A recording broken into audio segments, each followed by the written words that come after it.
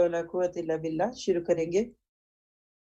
لا الہ الا انت سبحانک انی کنت من الظالمین، نحمدہ ونصلی علی رسولہ الکریم، اما بعد فاعوذ باللہ من الشیطان الرجیم، رب اشرح لی صدری ویسر لی امری واحلل عقدۃ من لسانی یفقہوا قولی۔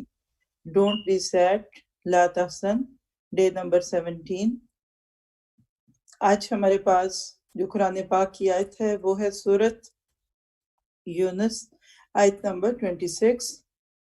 الا ان اولیاء اللہ لا خوف علیہم ولا هم یحزنون۔ سن لو کہ اللہ کے دوستوں کے لیے نہ کوئی خوف ہوگا اور نہ وہ غمگین ہوں گے۔ حقیقت یہ ہے کہ دنیا کی سب سے خوبصورت ڈگری، مقام، عہدہ، ٹائٹل، اور اس سے زیادہ آپ جو بھی لکھنا چاہیں، کسی انسان کے لیے یہ ہے کہ اللہ تعالیٰ اس کو اپنا ولی کہہ دے، اور ولی ہی کی جمع سے لفظ اولیاء ہے۔ ہمارے کلچر میں یہ نام معروف ہے۔ قرآن پاک اس آیت میں ایک خبر دیتے ہیں کہ اللہ کے ولیوں کو نہ کوئی خوف ہوگا اور نہ وہ غمگین ہوں گے۔ ہوتے کون ہے یہ تو اس سے اگلی آیتوں سے پتہ چلتا ہے، الذین کانوا یتقون سے آگے تک، لیکن آپ کے میرے ٹاپک کے لیے آج اس میں ایک پہچان ہے، اور وہ کیا ہے کہ اللہ کی دوستی یا اللہ تعالیٰ کے قرب اور اس کی محبت کا ایک ٹیسٹ، ایک اظہار جس سے ہم اپنا اللہ تعالیٰ کے ہاں مقام محسوس کر سکتے ہیں، وہ کیا ہے کہ دل میں غم اور خوف کتنا ہے۔ زندگی میں آپ کس مقام پہ کھڑے ہیں؟ آپ کو مشکلات میں مشکل ہونا، خوشی میں خوشی ہونا، یہ کیفیت محسوس ہوتی ہے؟ لکھیے، خوشی ہو تو بندہ خوش ہو، غم ہو تو بندہ غمگین ہو۔ یہ تو ایک عام سمجھ میں آنے والی بات ہے نا، ٹھیک ہے۔ دوسری لکھیے، خوشی ہو والی بات ہے نا، ٹھیک ہے۔ تو دوسری لکھیے، خوشی ہو تو بندہ پھر بھی خوش نہ ہو، غم ہو تو پھر بھی خوش نہ ہو، یہ دوسری کیفیت ہے۔ تیسری کیفیت لکھیے، خوشی ہو اور بندہ خوش نہ ہو لیکن غم ہو تو بندہ غمگین ہو، یہ تیسری کیفیت ہے۔ چوتھی آپ خود ہی لکھ چکے ہوں گے یا لکھ لیں گے کہ بندے کو غم ہو اور غم نہ لگے اور خوشی ہو تو خوشی لگے، یہ ہے کیفیت ولی اللہ کی۔ الا ان اولیاء اللہ لا خوف علیہم ولا هم یحزنون۔ کتنوں کو سمجھ آ گئی یہ بات؟ بس اتنوں ہی کے لیے تھی۔ یہ دل کی وہ کیفیت ہوتی ہے کہ چاہے جسم زخموں سے چور ہو، غمناک ہو انسان، بال بال جکڑا ہو، بیماری میں، خوف میں، دکھ میں، تکلیف میں، پریشانی میں، موتوں میں، جراثیم میں، لاک ڈاؤن میں، ایسے بندے کا دل غمگین نہیں ہوتا۔ مشکلات باہر رہتی ہیں، بالکل ایسی جیسے آپ نے ویکس لگایا ہو تو آئل باہر تو رہے گا لیکن سکن کے اندر نہیں آئے گا۔ اسی طرح بیماریوں تکلیفوں میں بندے کا دل خوش رہے، یہ صرف اللہ کے ولیوں کو ہی نصیب ہوتا ہے۔ آپ کہیں گے کوئی مثال بھی دے دیجیے، جب آپ نے اتنی بڑی بات کہہ دی تو اس میں تو ہمارے پاس تقریباً 25 سے زائد ولیوں کے نام تو قرآن میں بھی ہے، اور تھوڑا سا ڈھونڈیں گے تو اور بھی مل جائیں گی چیزیں، کچھ اشارتاً ہی صحیح۔ اللہ کے نبی، اللہ کے رسول حضرت نوح علیہ السلام کے اللہ کے ولی نہیں تھے؟ کبھی یہ ہو سکتا ہے کہ انسان 950 سال 950 ایئرز تک ایک کام کرے، ایک مشکل راز کو ہاتھ میں، ریزلٹس بالکل زیرو، نیگیٹو، اور پھر وہ کام کرتا رہے اور اس کی زبان پہ یہ نہ آئے کہ میں اب نہیں کر سکتا، میں نہیں چل سکتا، میں تھک گیا، میں رو پڑا، میں ڈپریشن کا مریض۔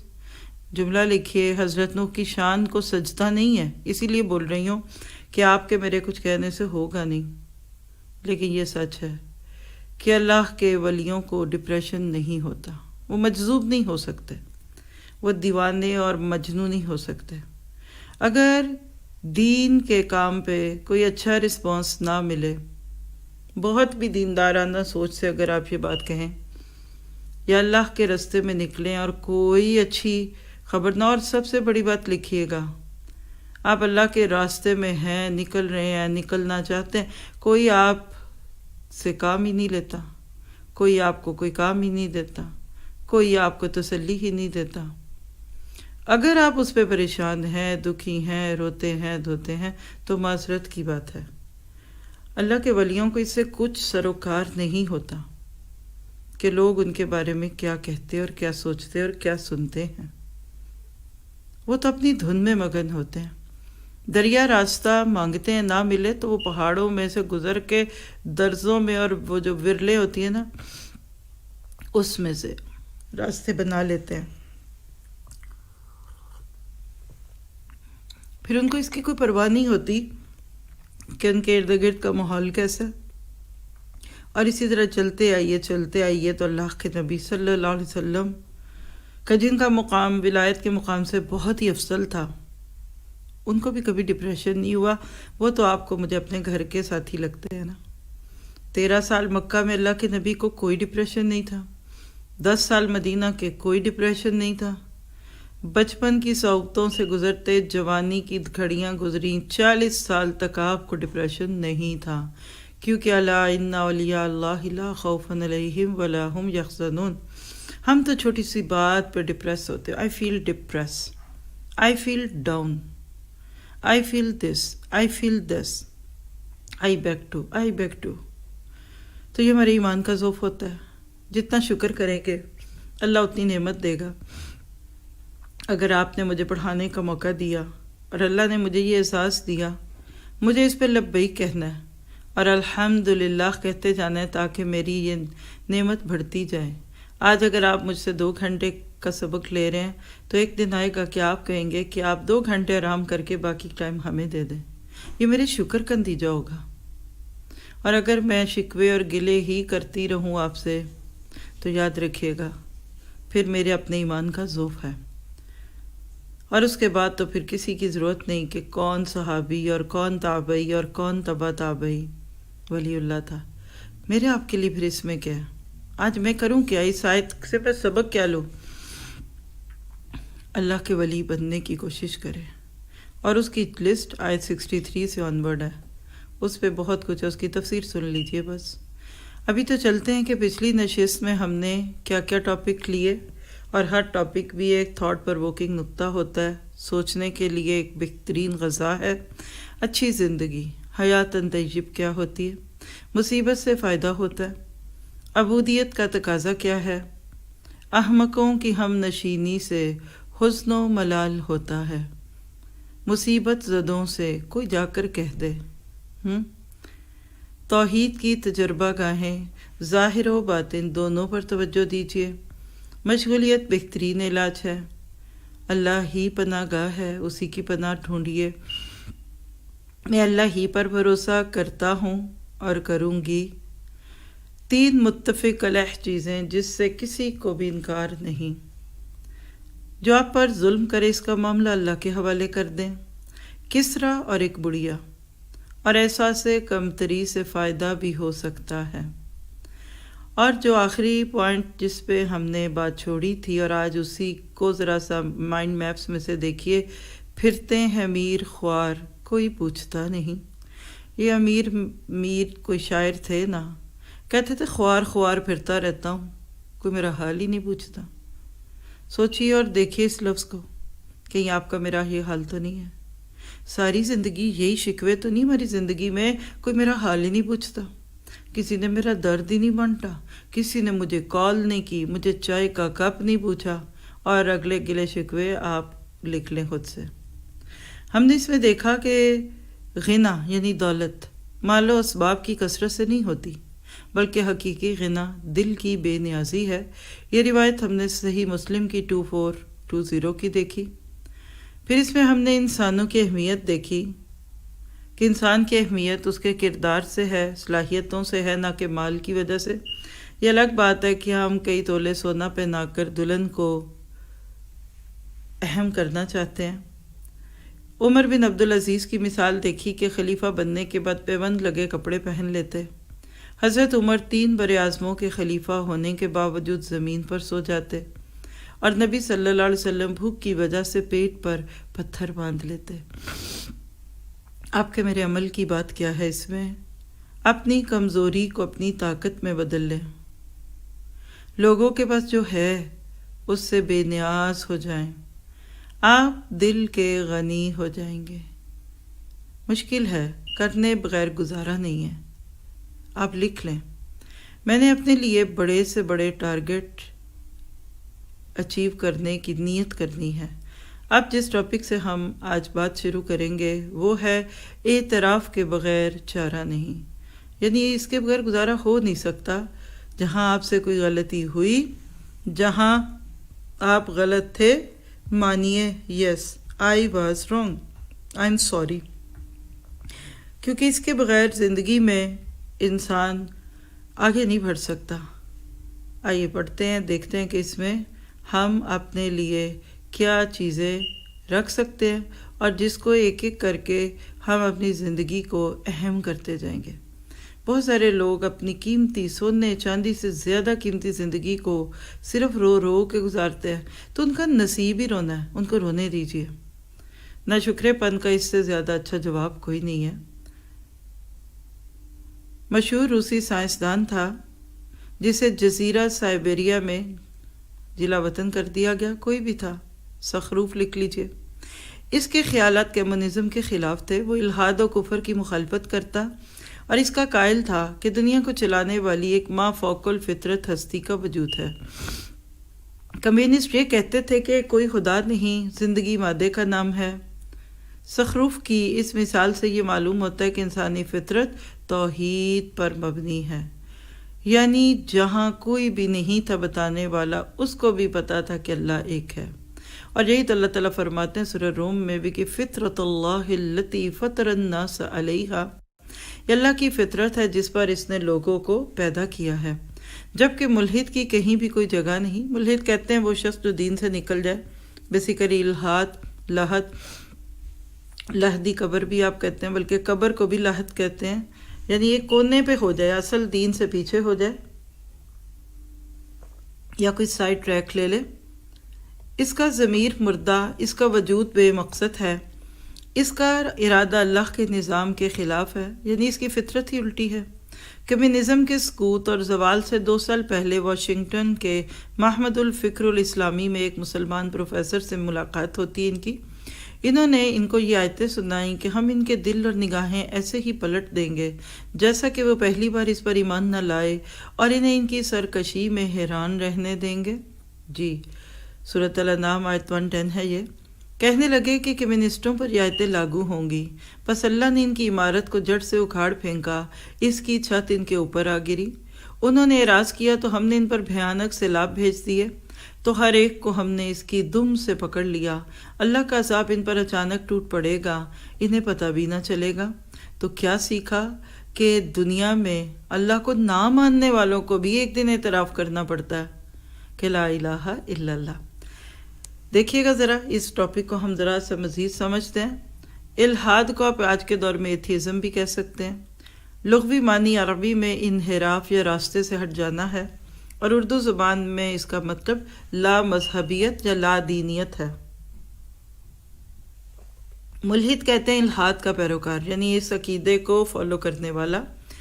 ملحد، دہریے، مادیت پرست یا ایتھیسٹ، ان سب کو ایک ہی نام دے دیجئے۔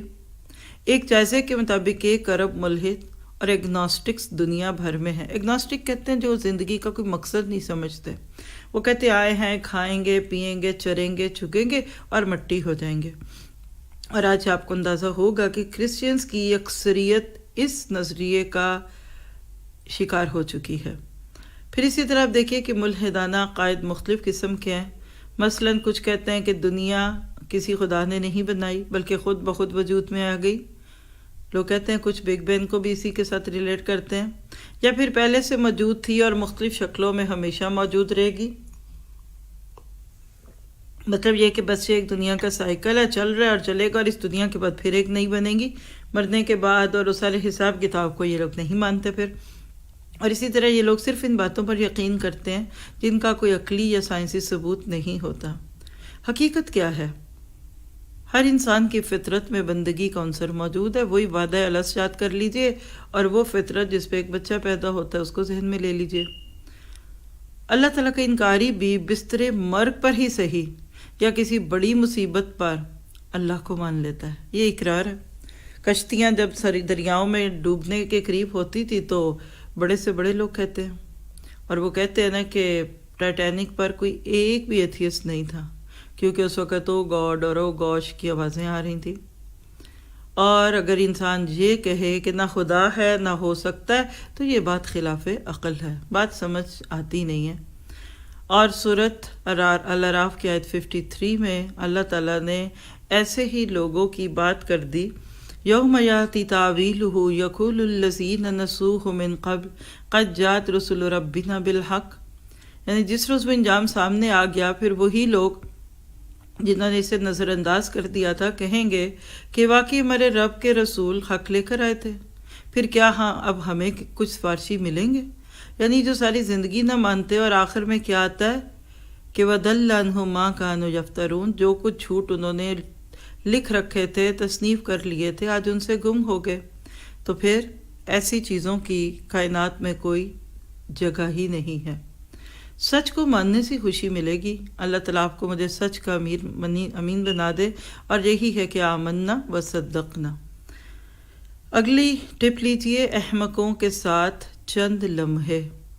گزارنے تو پڑتے ہیں چاہے آپ خواہش نہ بھی رکھیں.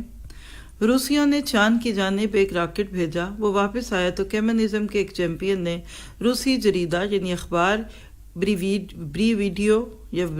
بریویڈو میں ایک مقالہ لکھا، یعنی ایک کالم تھا ان کا. اس میں کہا کہ ہم تو آسمان تک ہو آئے، ہمیں وہاں کوئی خدا، جنت، دوزخ اور فرشتے نہیں ملے. اب آج کا مسلمان ہو تو سر شرمندگی سے جھک جائے، ماتھے پہ پسینے جھک جائیں، ہائے ہم واقعی جھوٹے ہیں، اور اپنی دین پہ شک اور ڈاؤٹ، اور قرآن اور حدیث پتہ نہیں سچ بھی کہ نہیں.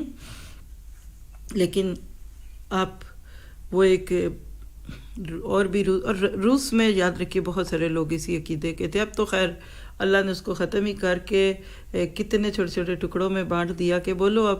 اور یاد رکھیے جہاں اللہ کے نظام سے کوئی ٹکرائے گا پاش پاش ہو جائے گا. کل بھی تھا، آج بھی یہی، اور مستقبل میں یہی ہونے والا ہے.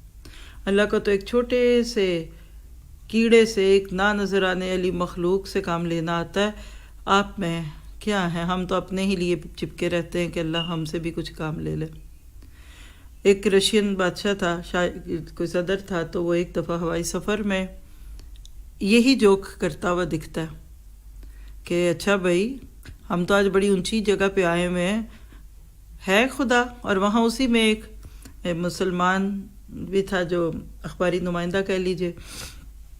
اس نے اس کو مذاق سے کہا کہ سناؤ بھائی، تم مسلمان کہتے اوپر خدا ہے تو کدھر ہے، دکھاؤ. ہم تو بہت اوپر آ گئے. اور مجھے تو حامان کے وہ جملے یاد آ رہے ہیں، فرعون اور حامان کا جملہ کہ بنا کوئی ہمارے لیے ایک ایسا محل اور ہم ذرا آسمان سے اوپر جھانکے تو دیکھیں، یا حام ابن لی. تو اس شخص کا جملہ سنیے، شرمندہ نہیں ہوا. کہنے لگا کہ صدر صاحب ذرا سا جہاز کا دروازہ کھولیں تو آپ کو خدا سامنے ہی دکھے گا. جی دکھتا ہے، اللہ بھی دکھتا ہے، فرشتے بھی دکھتے ہیں، جس کو اللہ دکھانا چاہے اپنا دیدار. لیکن وہاں جا کے جہاں سے واپسی نہیں ہے، پھر یو ٹرم ہے. 8ویں پارے کی پہلی آیت لے لیجئے کہ وَلَوْ لَنُزِّلَ عَلَيْهِ الْمَلَائِكَةُ، فرشتے کیوں نہیں اترتے؟ اللہ کہتے ہیں نکلتے ہیں، پر وہ تمہیں جو فرشتہ نظر آ سکتا ہے وہ موت کا ہے، باقی فرشتوں کو تم نہیں دیکھ سکتے. اسی طرح احمد حسن الزیات نے مجلہ رسالہ میں کمیونزم پر ایک جاندار مقالہ لکھا. اس پہ انہوں نے کہا احمق سرخو، تعجب ہے تم سمجھتے ہو کہ رب تعالیٰ کو یوں ہی عرش پر بیٹھا دیکھ لو گے، اور جنت کے باغات میں حوریں تمہیں دیبا و حریر میں ملبوس نظر آ جائیں گی، تم کوثر کے بہنے کی آواز سن لو گے، جہنم میں جلنے والوں کی بو سونگھ لو گے. اگر تم نے یہ سمجھا ہے تو تمہاری سمجھ کا ستیہ ناس. تمہاری ضلالت پسندی کی وجہ اس کے علاوہ اور کیا ہو سکتی ہے کہ تمہارے سروں میں کمیونزم اور الحاد کا خناس بھرا ہوا ہے۔ حقیقت یہ کہ کمیونزم ایسا دن ہے جس کا کوئی کل نہیں، ایسی زمین ہے جس کا آسمان نہیں، ایسا عمل ہے جس کا کوئی انجام نہیں، ایسی کوشش جو بے نتیجہ ہے۔ اب جن کو کمیونزم کا نہیں پتہ وہ اس کے بارے میں جان لے تو ان کو سمجھ آ جائے گی۔ ایک طرف سوشلزم ہے جو آج دکھتی ہے، تو اس کا بالکل اپوزٹ کمیونزم ہے۔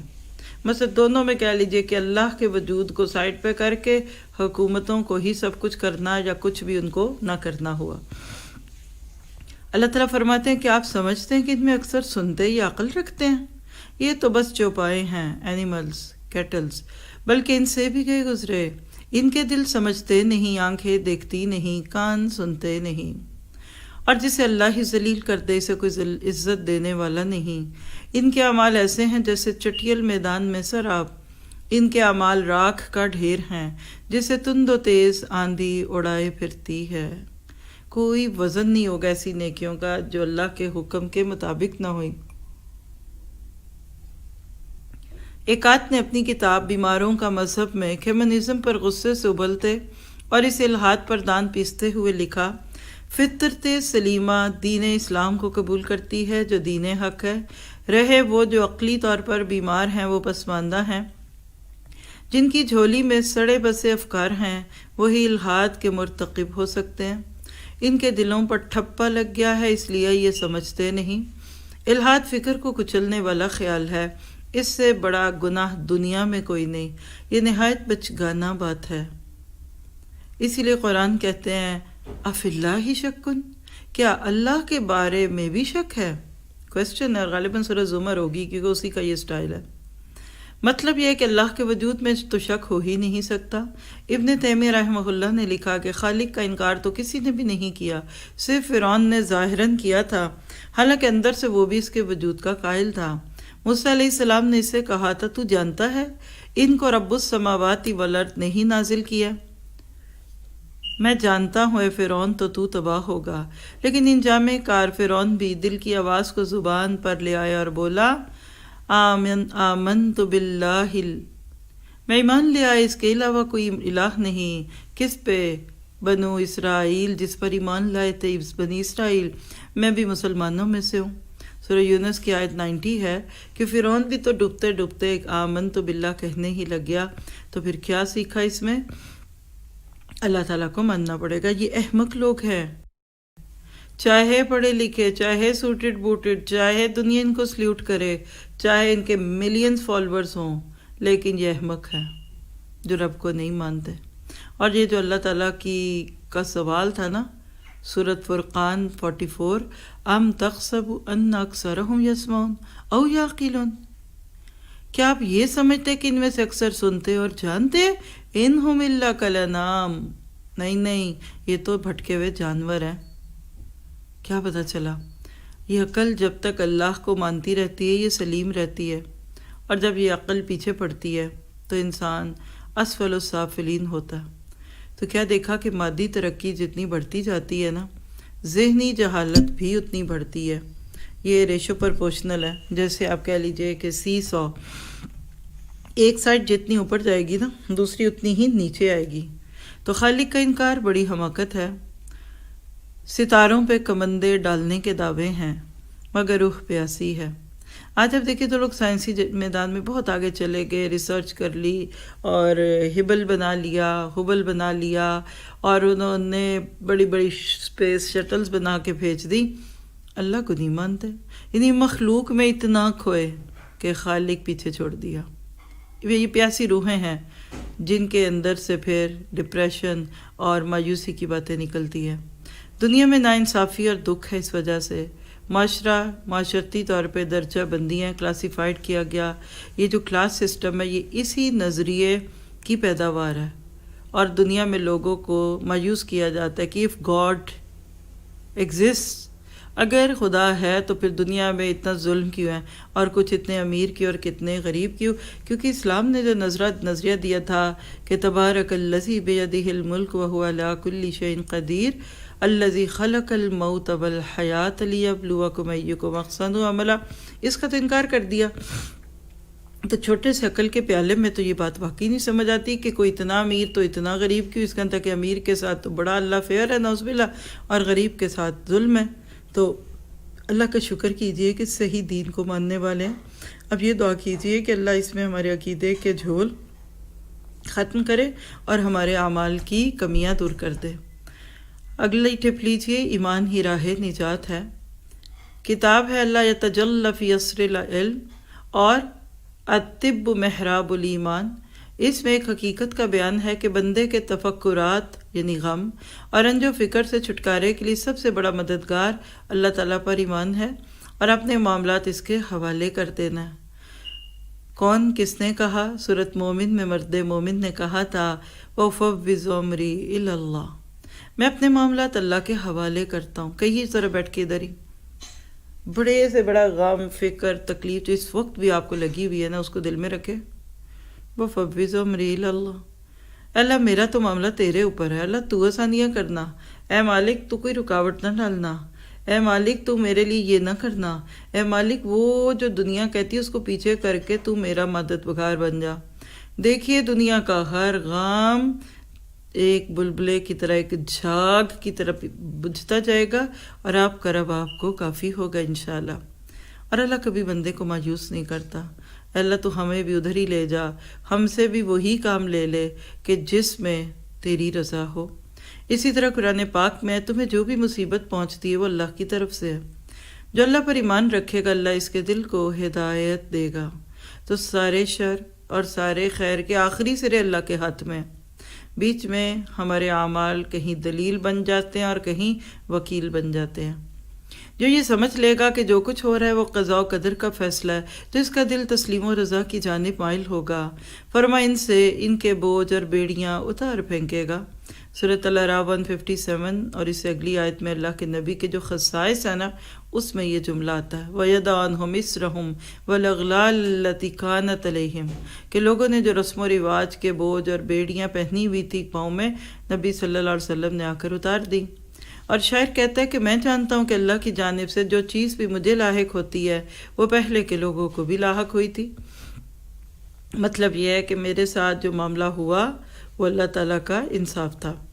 مغرب کے بڑے بڑے نفسیات کے مصنفین مثلاً کریسی ماریسن، الیکسن کارلائل اور ڈیل کارنیگی کا اس کا اعتراف کرتے ہیں، یعنی بڑے بڑے رائٹر ہیں اور ٹرینرز ہیں۔ انہوں نے انسانی سائیکالوجی پہ بہت بات کی، تو وہ یہ سب باتیں کرتے ہیں کیا کہ مادی مغرب جو تیزی سے اخلاقی طور پر زوال پذیر ہو رہا ہے، اس کو صرف ایمان باللہ ہی بچا سکتا ہے۔ جی آج آپ دیکھ رہے ہیں مادی طور پہ انسان کیسے نیچے سے نیچے جا رہا ہے نا، یعنی اخلاقی طور پہ نیچے ہے تو مادی طور پہ اگر اوپر بھی ہے تو بچانے کا طریقہ لا الہ الا اللہ۔ وہ یہ بھی مانتے ہیں کہ مغرب میں خودکشیوں کی بڑھتی تعداد کا سب سے بڑا سبب الحاد اور اللہ رب العالمین سے بیزاری اور بے پرواہی ہے۔ اب آپ دیکھیے کوئی مسلم یہ بات کہتا تو آپ کہہ سکتے تھے جی کہ حد سے بڑھ گئے، اور بڑی خوش فہمی ہے ان کو، لیکن یہ وہ خود کہنے والے ہیں اور بات بھی سچ ہے۔ اور اللہ تعالیٰ تو فرماتے ہیں یہ یوم الحساب کو بھول گئے ہیں، اس لیے ان کو شدید تکلیف ہو گئی ہے۔ جو اللہ کے ساتھ شرک کرتا ہے گویا کہ وہ آسمان سے گرا تو اسے پرندوں نے اچک لیا، یا ہوا اسے اڑائے پھرتی ہے اور دور دراز مقام تک پہنچاتی ہے۔ سورہ حج کی آیت 31 ہے، یعنی شرک اصل میں وہی ہے کہ آسمان کا گرا کھجور میں اٹکا۔ اسی طرح ایک اخبار ہے شرط الاوسط، اس میں بھی وہ اپنے ایک شمارے میں لکھتے ہیں کہ سابق امریکن صدر جارج بش کی بیوی کی ڈائری میں یہ بات تھی کہ اس نے کئی بار خودکشی کی کوشش کی اور کار کو اوپر سے کھائی میں گرانا چاہا، پھانسی کا پھندا لگانے کی کوشش کی۔ کوئی پوچھے اس کو کیا کمی تھی؟ فرسٹ لیڈی، کوئین یا دنیا کی بڑی طاقت کی صدر کی بیگم؟ لیکن یاد رکھیے یہ ٹائٹل ہیں صرف۔ رات کو جب بستر پہ سوتا ہے تو مزدور مزدور ہوتا ہے اور صدر صدر ہوتا ہے، لیکن دونوں انسان ہوتے ہیں۔ ایک کو گہری نیند آ جائے اور دوسرے کو نیند نہ آئے، یہ دونوں کے اپنے اندر کے معاملے سے تعلق رکھتا ہے۔ قزمان جنگ احد میں مسلمانوں کے ہمراہ قتال کر رہا تھا، اس نے اتنی جرأت اور شجاعت کا مظاہرہ کیا کہ لوگوں نے کہا اسے جنت ملے گی۔ نبی صلی اللہ علیہ وسلم نے یہ سن کر کہا نہیں، وہ اہل دوزخ میں سے ہے۔ قزمان کو شدید زخم لگے، اس سے صبر نہیں ہوا اور اس نے تلوار سے اپنے آپ کو مار لیا۔ فرمایا وہ جن کی محنت دنیا کی زندگی میں اکارت ہو گئی اور جو یہ گمان کرتے ہیں کہ وہ اچھا عمل کر رہے ہیں، یہی اللہ کے قول وَمَنْ أَعْرَضَ عَنْ ذِكْرِي فَإِنَّ لَهُ مَعِيشَةً ضَنْكًا سورۃ طٰہٰ کی آیتیں ہیں کہ جو میرے ذکر سے اعراض کرے گا اس کی زندگی تنگ ہو جائے گی۔ اس کا بھی یہی مفہوم ہے۔ صحیح ایمان والا ایسا نہیں کر سکتا، چاہے جو ہو جائے۔ وہ وضو کر کے 2 رکعتیں خشوع اور خضوع کے ساتھ پڑھ لے تو کافی ہوگا کہ اس کا سارا غم، کدورت اور رنج و فکر مٹ جائے۔ رات کے وقت میں اور دن کے اطراف میں اللہ کی تسبیح بیان کرو، یقیناً تمہیں خوشی ہوگی۔ اللہ تعالیٰ قرآن میں اپنے نبی کو یہی کہتے ہیں، جب باہر کی دنیا میں مخالفت بڑھ جائے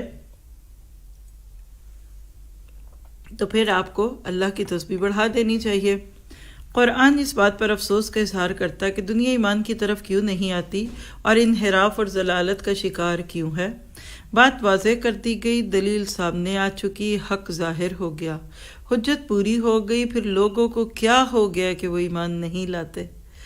یہ جھنجھوڑنے کا انداز صرف اس کو سمجھ آتا ہے جس کے دل میں ایمان کا فوارہ اس طرح سے ابل ابل کر پڑ رہا ہو کہ سنبھالے نہ سنبھلے۔ اور اللہ تعالیٰ تو فرماتے ہیں ہم آفاق و انفس میں ان کو اپنی نشانیاں دکھائیں گے حتیٰ کہ حق ان کے سامنے واضح ہو جائے۔ یہ بات سامنے آ جائے کہ محمد صلی اللہ علیہ وسلم سچے ہیں، اللہ ہی تنہا معبود ہے، کہ ہے ذات واحد عبادت کے لائق، زباں اور دل کی شہادت کے لائق۔ اسلامی دین کامل ہے، اور جس نے بہت خوبی کے ساتھ اپنی اطاعت اللہ کے حوالے کر دی تو اس نے مضبوط سہارا تھام لیا۔ تو پھر آپ نے میں نے کیا سیکھا اس میں کہ ایمان ہی راہ نجات ہے۔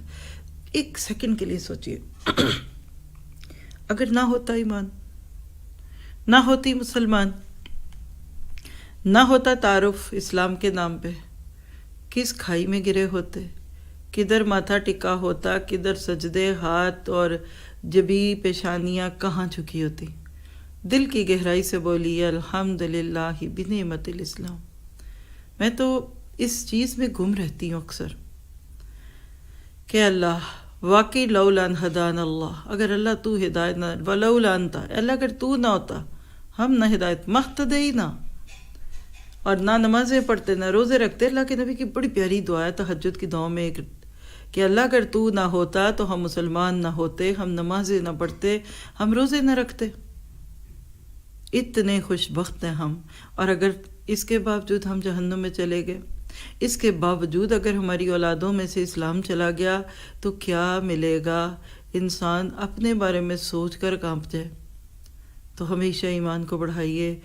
ایمان باللہ ہے سب سے آگے، پھر اطاعت رسول ہے، پھر عمل بالمعروف ہے، اور پھر نہی عن المنکر ہے۔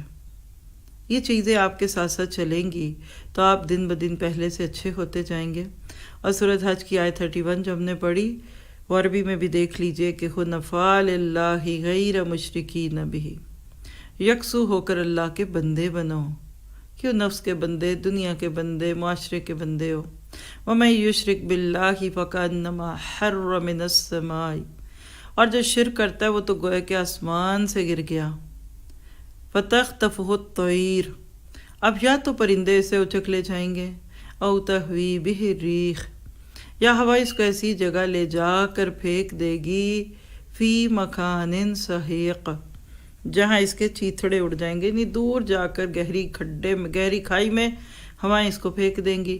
تو مشرک تو در در کا غلام ہے۔ وہ ایک سجدہ جسے تو نجات سمجھتا ہے، وہ ایک سجدہ جسے تو گراں سمجھتا ہے، وہ آدمی کو 1000 سجدوں سے نجات بھی دیتا ہے۔ تو دعا کیجئے کہ اللہ ہمارے اندر کے ٹھکے چھپے ظاہری باطنی سارے شرک ختم کر دے۔ اگلی ٹپ کیا ہے؟ کافروں میں بھی درجات ہیں۔ صدر جارج بش کی ڈائری سے ایک صفحہ ہے، آگے کا سفر اس کا ٹاپک ہے۔ اس میں لکھتے ہیں کہ انہوں نے سوویت یونین کے صدر برجنیف کے جنازے میں ماسکو میں شرکت کی۔ جارج بش کا کہنا ہے کہ میں نے اس جنازے کو تیرو تاریک اور منحوس دیکھا، اس میں ایمان، روح اور حرارت کچھ بھی نہ تھا۔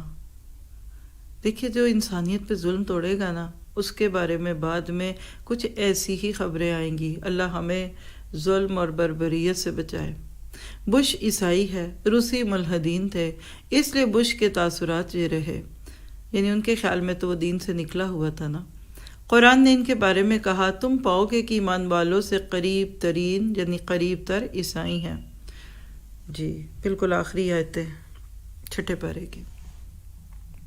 معاملہ اصل میں داخلی احساس کا ہے۔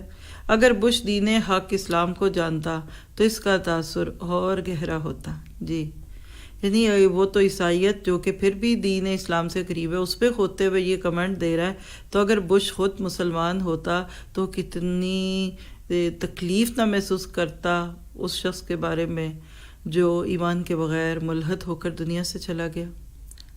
جو لوگ اسلام کے علاوہ دین چاہیں گے وہ ان سے قبول نہ کیا جائے گا اور آخرت میں وہ خسارے میں رہیں گے۔ یہ بھی ایک بڑی بات ہے۔ دیکھیں نوٹ کون سا قبول ہوتا ہے؟ اصلی۔ نقلی نوٹ لے کر بازار میں جائیں تو کیا صرف قبول نہیں ہوتا؟ نہیں، اگر آپ اس کے بنانے والے ہوں یا کچھ بھی ہوں تو پھر کیا ہوگا؟ سوچیے تو صحیح ذرا۔ پھر تو اللہ اکبر ہی کہہ سکتے ہیں، اور اس سے زیادہ تو کیا کہا جائے۔ تو یاد رکھیے گا کہ جتنا زیادہ انسان کسی بھی چیز میں حق کے قریب رہتا ہے خیر ہوتی ہے۔ شیخ الاسلام ابن تیمیہ سے ایک بار بتائچی کی گفتگو ہوئی۔ یہ ایک منحرف اور گمراہ صوفی گروہ ہے، یعنی کسی بھی گروہ کے یہ نمائندے تھے۔ اس شخص نے یعنی اس عقیدے کے حامل شخص نے ابن تیمیہ سے کہا آخر کیا بات ہے کہ ہم تمہارے یعنی اہل سنت کے پاس آتے ہیں تو ہماری کرامتیں ختم ہو جاتی ہیں، لیکن جب ہم مغل تاتاری کافروں کے پاس جاتے ہیں تو ہماری کرامت ظاہر ہو جاتی ہے۔ سمجھیے گا آج بھی کچھ لوگ جو یہ عقیدہ رکھتے ہیں نا جی جنات ہیں اور اثر ہے اور فلاں فلاں، تو کوئی اہل توحید ان کے سامنے چلا جائے نا تو ان کی دال نہیں گلتی۔ یہ تو آج بھی دیکھا گیا۔ پھر وہ کہیں گے یہ دیکھو تمہیں نظر آ رہا ہے، یہ محسوس کرو، یہ وہ کہتے کچھ نہیں، کہتے چل بھاگ جا، تو پتہ نہیں کیا کہتے ہیں، تو وہابی اور تو فلاں ہے۔ تو اسی طرح ابن تیمیہ کے دور میں اس باطل عقیدے کا بڑا رواج تھا جس کا ذکر ہو رہا ہے۔ تو انہوں نے کہا کہ تاتاریوں کے کافروں پہ جاتے ہیں تو ہمارے جنات اور ہماری یہ چیزیں بہت کام کرتی ہیں، تو تمہارے پاس آئے تو کیوں نہیں کرامت ہوتی؟ سنیے گا ابن تیمیہ کا جملہ۔ جواب میں ابن تیمیہ رحمہ اللہ نے کہا تمہاری ہماری اور تاتاریوں کی مثال تم نہیں جانتے۔ ہم تو سفید گھوڑے ہیں، تم چت کبرے، یعنی تھوڑے کالے تھوڑے سفید، اور تاتاری تو کالے سیاہ ہیں۔ چت کبرا کالوں کے بیچ میں جائے تو وہ بالکل سفید معلوم ہوگا، لیکن جب سفیدوں کے درمیان آئے گا تو کالا سا لگے گا۔ بات بڑی گہری ہے اگر آپ کو سمجھ آ گئی۔ اور بات یہ ہے کہ تمہارے پاس کچھ نہ کچھ روشنی ہے، اگر تم اہل کفر میں جاؤ تو یہ نور ظاہر ہو جائے گا، لیکن ہمارے پاس بڑا اور برتر نور ہے، قرآن اور سنت کا نور۔ ہمارے پاس آؤ گے تو تمہاری تاریکی اور سیاہی ظاہر ہو جائے گی۔ ہماری تمہاری اور تاتاریوں کی مثال بھی ایسی ہی ہے۔ اور اللہ تعالیٰ تو کہتے ہیں نا یوم ابیضت وجوہہم، سورۃ آل عمران میں یہ بات آتی ہے کہ وہ لوگ جن کے چہرے اجلے ہوں گے وہ اللہ کی رحمت میں ہوں گے جس میں وہ ہمیشہ ہمیش رہیں گے۔ تو آپ کو کیا سمجھ آیا؟ شاید میں پوری بات نہ سمجھا سکی ہوں، تو دیکھیے گا کہ کافروں میں بھی درجات ہیں۔ ایک پورا کافر ہے جو بلیک ہے، ایک آدھا کالا سفید چت کبرا ہے، کچھ کفر کچھ اسلام، اور ہمیں کیا بننا ہے؟ پورا گورا یعنی پورا سفید اسلام والا، پورے دل سے ایمان لانے والا۔ پھر آپ دیکھیے کہ یہود اسلام دشمنی میں بڑھے ہوئے تھے۔ اللہ کے نبی کی سال ہر سال کی محنت کے باوجود صرف چند یہود مسلمان ہوئے، جبکہ نصارہ کے بارے میں کہا گیا کہ یہ بغض اور عداوت میں یہود سے کم ہے، یعنی ریورٹ لوگوں میں یا تو مکہ اور عرب کے لوکل لوگ تھے جس کو آج آپ بت پرست کہہ سکتے ہیں، اور یا پھر عیسائی تھے۔ یہود میں سے بہت کم لوگ مسلمان ہوئے تھے۔ کافروں میں بھی درجات ہوتے ہیں، ان کے اچھے اخلاق اور نیکی کے کاموں کا اجر ان کو دنیا میں ہی دیا جاتا ہے۔ یعنی بعض دفعہ ہم کہتے ہیں کہ اتنا عدل ہے، اتنا انصاف، اتنی صفائی، تو فکر نہ کیجیے، رب کسی کا ضائع نہیں کرے گا، ان کو دنیا میں بہت ساری خیر دے دیتا ہے۔ اس کے ساتھ ساتھ عبداللہ بن عمر سے ایک روایت ہے کہ اللہ کے ہاں بہترین دوست وہ ہیں جو اپنے دوست کے نزدیک بہترین ہیں، اور اللہ کے یہاں بہترین پڑوسی وہ ہے جو اپنے پڑوسی کے لیے بہترین ہے۔ اللہ ہمیں ان دونوں میں شامل کر دے۔ یہ سلسلہ صحیحہ کی روایت ہے 333۔ تو اللہ تعالیٰ ہمیں سچے ایمان کی قدر کی توفیق دے۔ اگلا ٹاپک ہے فولادی ارادہ۔ فولاد کیا ہوتا ہے؟ لوہا، لوہے سے بھی اوپر، مضبوط چیز۔ اور ارادے تو ارادے ہیں، ہمارے ارادے بڑے کچے ہیں، شیشے کے ہیں شاید، یا پلاسٹک کے ہیں، چھوٹی چھوٹی بات پہ بدلتے ہیں۔ اس کے برعکس ایک مومن کا ارادہ فولادی ارادہ ہوتا ہے۔ عالم اسلام کا ایک مسلمان طالب علم عالم مغرب میں خاص طور پر لندن پڑھنے کے لیے گیا۔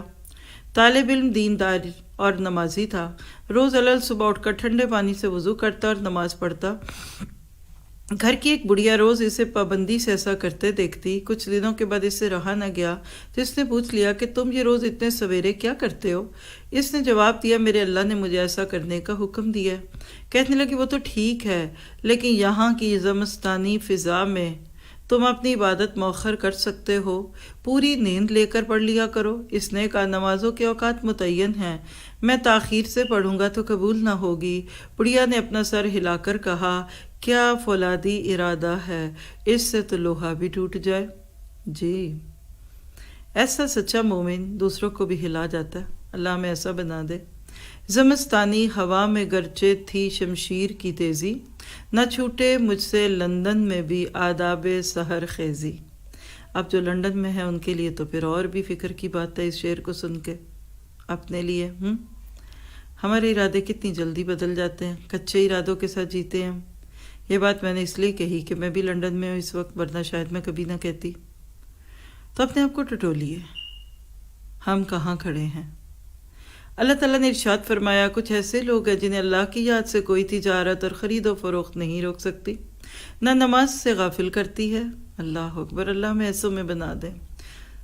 سورۃ نور میں اللہ نے اپنے نور کی باتیں کر کے ایسے لوگوں کا ذکر کیا ہے کہ یہ دل ہے نور والے، ان کے دل روشن ہے، اور جس کا دل روشن ہے اس کے دل میں ڈپریشن نہیں آتا۔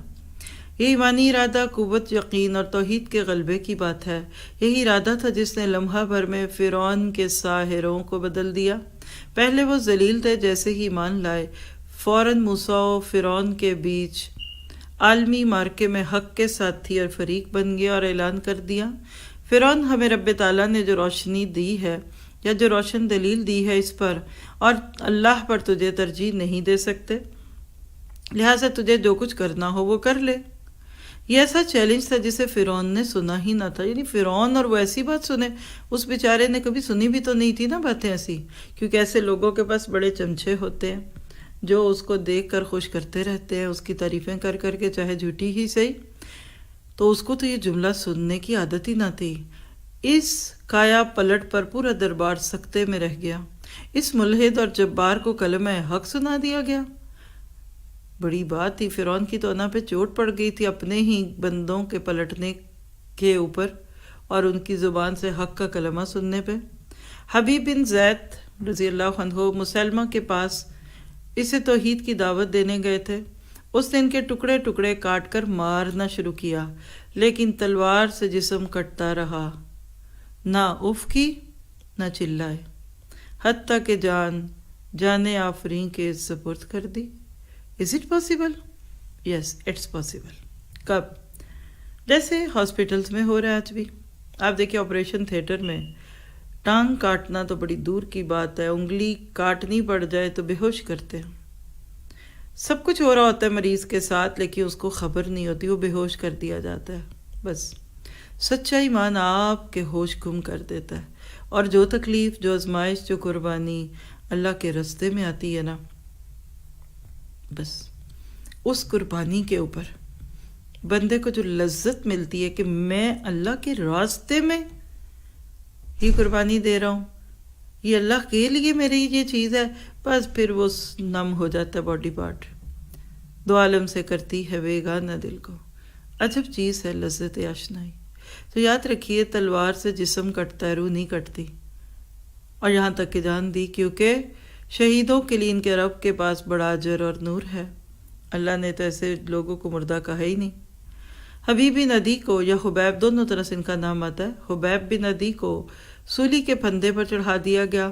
خوشی خوشی یہ شعر پڑھتے ہوئے شہید ہو گئے۔ وَلَسْتُ أُبَالِي حِينَ أُقْتَلُ مُسْلِمًا أَلَا جَنْبَ كَانَ فِي اللَّهِ مُسْرِيًا۔ ایمان کی حالت میں قتل کیا جا رہا ہوں تو کیا پرواہ کہ کس پہلو پر موت آئے۔ جی اللہ اکبر، اللہ ہمیں ایسا بنا دے، اس کے رستے میں کام کرتے وقت، اس کے دین کے لیے کچھ کرتے وقت ہمارے ارادے فولادی ارادے بن جائے۔ یاد رکھیے فولاد کے اوپر بنیاد پڑتی ہے۔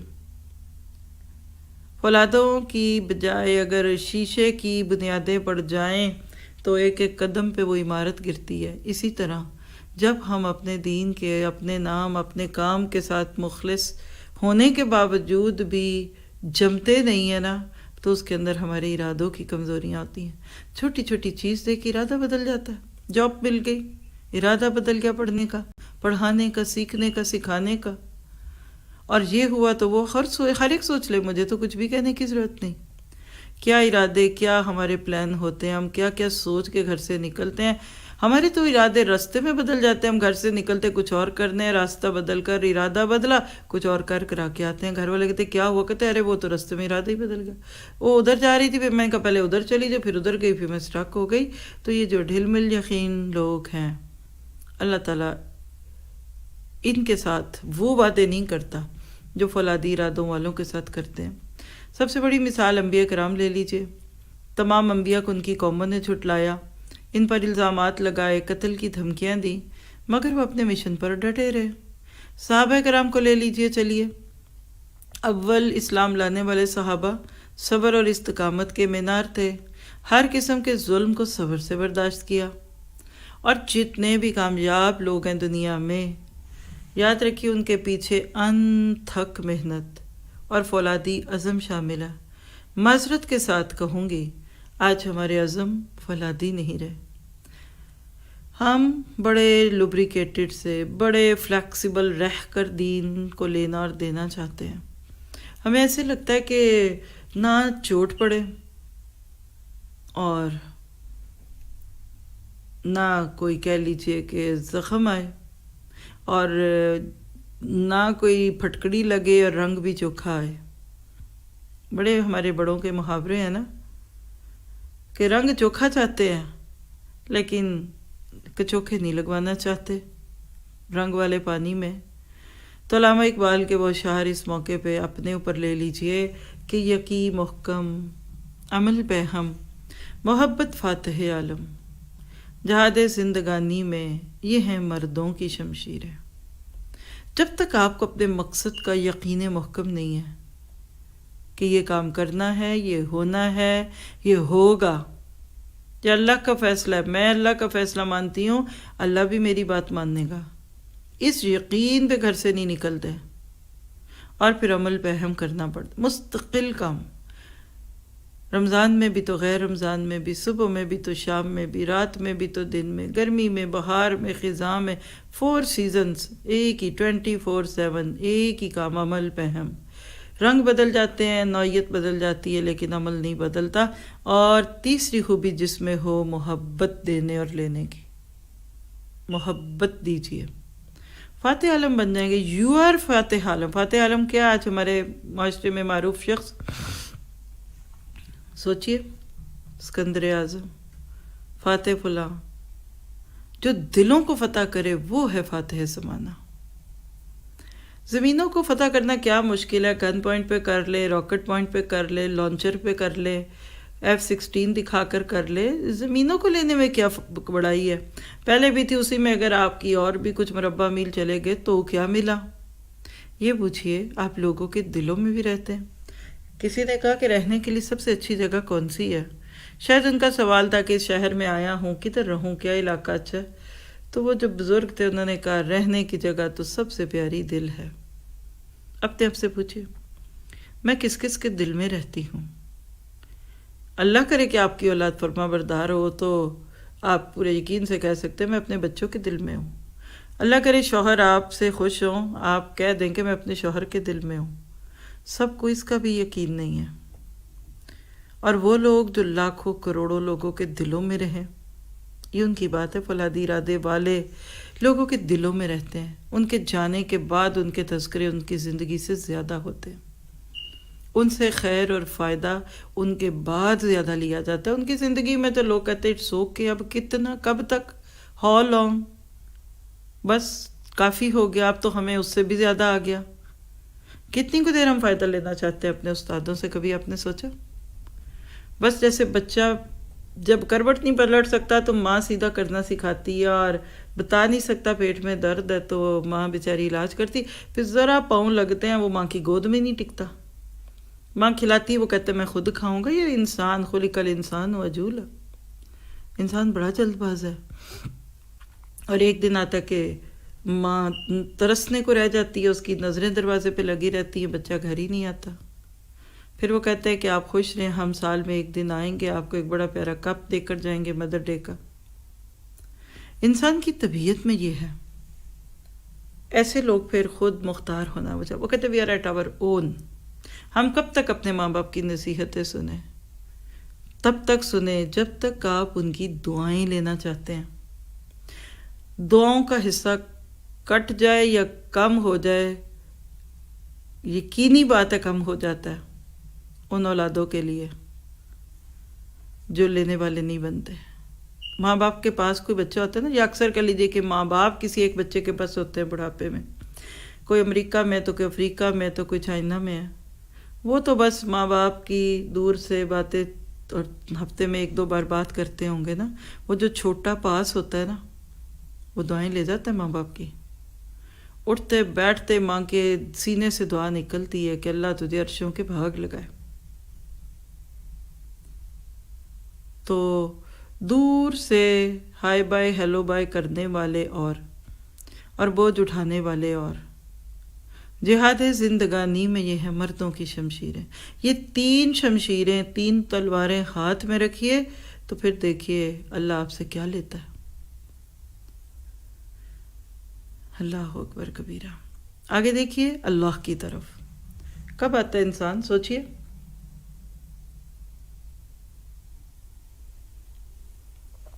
میں اس کو کہتی ہوں اللہ کی طرف تو انسان اس وقت آتا ہے نا جب انسان کو یہ یقین ہو جاتا ہے کہ میں اکیلا اپنے کام نہیں کر سکتا۔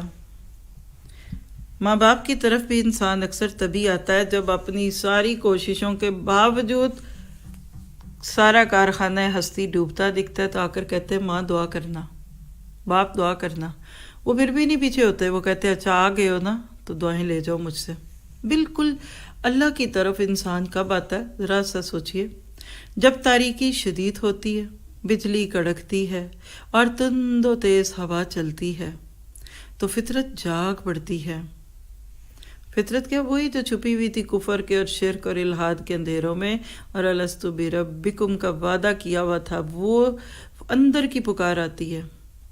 قرآن پاک میں فرمایا اس کشتی پر تند و تیز آندھی آ گئی، ہر جگہ موج اٹھنے لگی اور انہوں نے سمجھ لیا کہ بس سب تو گھر گئے۔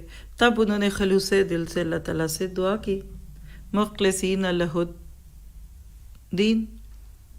لیکن مسلمان اپنے رب کو خوشحالی اور تنگحالی ہر صورت میں پکارتا ہے۔ اگر ایسا نہ ہوتا کہ یونس تسبیح کرنے والوں میں سے ہوں تو وہ مچھلی کے پیٹ میں قیامت تک ٹھہرے رہتے۔ یعنی مچھلی کے پیٹ میں یونس نے رب کو پکارا تو اس سے پہلے بھی پکارتے تھے، تبھی تو فرشتوں کو آواز جانی پہچانی لگی۔ زیادہ تر لوگوں کا شیوا یہ ہے کہ کسی تنگی اور مصیبت میں گرفتار ہوئے تو لگے اللہ کے آگے گڑ گڑانے اور رونے چلانے۔ جو ہی ان کا مقصد حاصل ہوا تو اعراض کرتے اور منہ موڑ لیتے ہیں۔ ظاہر ہے کہ اللہ تعالیٰ کی مناجات کو بازیچہ اطفال نہیں بنایا جا سکتا، یعنی بچوں کا کھیل تھوڑی ہے یہ، نہ اسے بہلایا اور دھوکہ دیا جا سکتا ہے جیسے بچوں کو بہلا لیتے ہیں۔ یہ اللہ کو فریب دینا چاہتے ہیں اور اللہ ان کو فریب دے گا۔ یخادعون اللہ والذین آمنوا، سورہ بقرہ میں بھی ہے اور اسی طرح سے آگے بھی ہے۔ جو لوگ ایسا کرتے ہیں وہ گویا فرعون کی نقل کرتے ہیں، اس کے شاگرد ہیں جس نے وقت گزرنے کے بعد ایمان کا اعلان کیا تو اس سے کہا گیا آلانا، آپ ایمان لا رہے ہو؟ پہلے تو نافرمانی کرتے رہے اور فساد پھیلاتے رہے۔ یہ کہتے ہیں کہ میں نے سنا ہے کہ جب عراق نے کویت پر قبضہ کیا تو BBC نے یہ خبر نشر کی کہ اس کی اطلاع پا کر سابق وزیر اعظم برطانیہ مارگریٹ تھیچر، جو اس وقت امریکی ریاست کولوراڈو میں تھی، فوراً ہی گرجے کی طرف بھاگی اور سجدے میں گر گئی۔ ظاہر ہے کہ اس طرح کے واقعات کی توجیہ اس کے علاوہ اور کیا کی جا سکتی ہے کہ کفر و دلالت کے باوجود مشکل اوقات میں فطرت خداوندی پلٹ آتی ہے، کیونکہ انسان اسی فطرت پر پیدا کیا گیا، جیسا کہ حدیث میں ہے کہ ہر بچہ توحید پر پیدا ہوتا ہے، اس کے ماں باپ اسے یہودی، نصرانی یا مجوسی بنا دیتے ہیں۔ تو کیا پتہ چلا کہ انسان رب کو اس وقت پکارتا ہے، اللہ کی طرف اس وقت آتا ہے جب کسی مشکل میں پڑتا ہے۔ مصیبت میں اکثریت اللہ کو پکارتی ہے مگر خوشی میں ناشکری کرتی ہے، یہ حقیقت ہے۔ اللہ تعالیٰ کا انکاری بھی مصیبت میں جانے انجانے اس کو یاد کرتا ہے، اقرار کرنا پڑتا ہے۔ خوشحالی اور تنگی دونوں میں اللہ کی طرف رجوع ہو، یہ مطلوب ہے، یعنی خوشی غم سے آزاد ہو کر ہر وقت رب کا نام پکارو، اس سے محبت کرو۔ اور سورۃ فجر کی آیت 15 میں خوشی میں انسانی رویے کی بات ہے، اور 16 میں غم میں، دکھ میں انسانی رویے کی بات ہے کہ فَأَمَّا الْإِنسَانُ إِذَا مَا ابْتَلَاهُ رَبُّهُ فَأَكْرَمَهُ وَنَعَمَهُ فَيَقُولُ رَبِّي أَكْرَمَنِ، اور اس کے برعکس وَأَمَّا إِذَا مَا ابْتَلَاهُ فَقَدَرَ عَلَيْهِ رِزْقَهُ فَيَقُولُ رَبِّي أَهَانَنِ، یعنی انسان کا حال یہ ہے کہ اس کا رب جب اس کو آزمائش میں ڈالتا ہے اور اسے عزت اور نعمت دیتا ہے تو وہ کہتا ہے کہ میرے رب نے مجھے عزت دار بنا دیا۔ کیا پتہ چلتا ہے کہ آزمائش کی ایک صورت ہے عزت اور نعمت مل جانا، اور جب اس کو آزمائش میں ڈالتا ہے اور اس کا رزق اس پر تنگ کر دیتا ہے تو وہ کہتا ہے کہ میرے رب نے مجھے ذلیل کر دیا۔ تو نعمت اور آزمائش امتحان کے دو پرچے ہیں، تو آپ کو مجھے اپنے اصل کو پہچاننا ہے۔ پوچھئے خود سے، آخری بار کب رب کو پکارا تھا؟ خود بخود پتہ لگ جائے گا کہ ہم کہاں کھڑے ہیں۔ پھر اگلا ٹاپک لیجئے، روزی میں تاخیر ہو جائے تو غم نہ کیجیے۔ کبھی کبھی ہوتا ہے جو مانگ رہے ہوتے ہیں نہیں ملتا تو بھی غم نہ کریں، روزی اپنے وقت پر ضرور ملے گی۔ جو اپنے مقدر کی روزی جلد پانا اور وقت سے آگے نکلنا چاہتا ہے، جب اس کی خواہشات پوری نہیں ہوتی تو شدید رنج و قلق کا شکار ہو جاتا ہے۔ جیسے آدمی نماز میں امام سے آگے بڑھے تو کیا فائدہ ہوگا؟ ظاہری بات ہے کہ نماز خراب ہو جائے گی۔ سلام تو امام کے بعد ہی پھیرے گا۔ رزق کا معاملہ بھی یہی ہے، رزق اور دوسرے تمام امور مقدر ہیں جو اللہ تعالیٰ نے دنیا بنانے سے بھی 50 سال پہلے لکھ دیے، 50 صدی پہلے لکھ دیے، 50,000 سال۔ جی اللہ تعالیٰ کا معاملہ آ رہا ہے، اس کی جلدی نہ مچاؤ۔ سورہ ہجر میں اللہ تعالیٰ فرماتے ہیں، آیت 1 ہے، اتی امر اللہ فلا یستعجلوہ، اور اگر تمہیں کوئی خیر پہنچانا چاہے تو اس کے فضل کو کوئی ٹال نہیں سکتا۔ حضرت عمر فرماتے ہیں کہ اللہ میں تیری پناہ لیتا ہوں فاجر کی سخت کوشی اور سقا کی وون ہمتی سے۔ مراد یہ ہے کہ جو گناہ کرتا ہے اس کے فجر سے، اس کے گناہ سے، اور جو عقل مند ہے اس کی دون ہمتی سے، یعنی اس کے حوصلوں سے۔ یہ اپنے آپ میں ایک بہت عظیم اور سچی بات ہے۔ پوری تاریخ دیکھ ڈالیے، کتنے ہی اللہ کے دشمن سخت کوشی، جد و جہد، مضبوط ہمتی، ارادہ پہم، کوشش اور مقصد کی لگن سے سرشار ملیں گے، جبکہ بہت سے مسلمان سستی، کاہلی، فتور، پست ہمتی اور باہمی عدم تعاون کے شکار ملیں گے۔ اسی سے حضرت عمر رضی اللہ عنہ کے قول کی گہرائی اور گیرائی بھی سمجھ میں آتی ہے۔ ولید بن مغیرہ، امیہ بن خلف اور الاس بن وائل نے بھی اپنے مال اللہ کے رسول سے دشمنی اور حق کے مقابلے میں صرف کیے۔ یہ اپنے مال اس راہ میں خرچ کریں گے لیکن ان کو حسرت ہوگی جب وہ مغلوب ہوں گے۔ کتنے مسلمان اپنے مال فضائل اور ایمان کے راستوں میں خرچ کرنا نہیں چاہتے؟ سوچئے، جو بخل کرتا ہے تو یہ بخل اس کے اپنے ہی خلاف پڑے گا۔ یہ مثال ہے فاجر کی سخت کوشی اور ایمان والوں کی کمزوری کی۔ گولڈا مائر یہودن تھی، یعنی ایک یہودی خاتون گولڈا مائر۔ اس کی یادداشتوں میں، یعنی اس کے جو ریمائنڈرز یا کہہ لیجیے اس کی میموریز تھی، اس میں عداوت کے عنوان سے یہ لکھا ہے کہ زندگی کے ایک مرحلے میں وہ 16 گھنٹے لگاتار کام کرتی تھی۔ اپنی منحرف فکر، منحرف کہتے ہیں ہر ایک طرف ہوئی، یعنی حد سے بڑھی ہوئی، مراد ہے کہ بہت بڑی کہہ لیجیے کہ فکر کا ایک سائڈ پہ ہو جانا، اور باطل مقاصد کی خدمت کا یہ عالم۔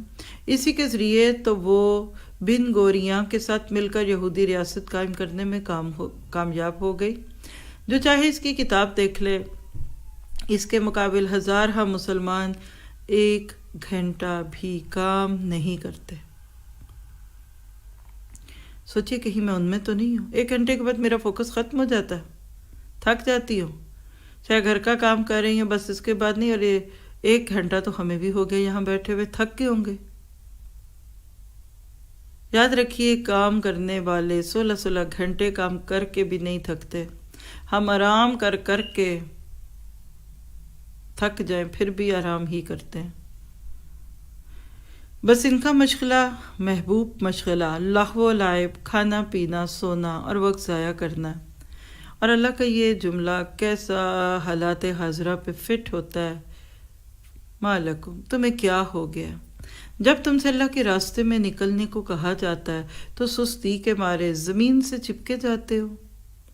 اذا قیل لکم فانفروا فی سبیل اللہ ثاقلتم الی الارض۔ اللہ اکبر۔ سورۃ توبہ کی آیت 38 بالکل اداس کر دیتی ہے۔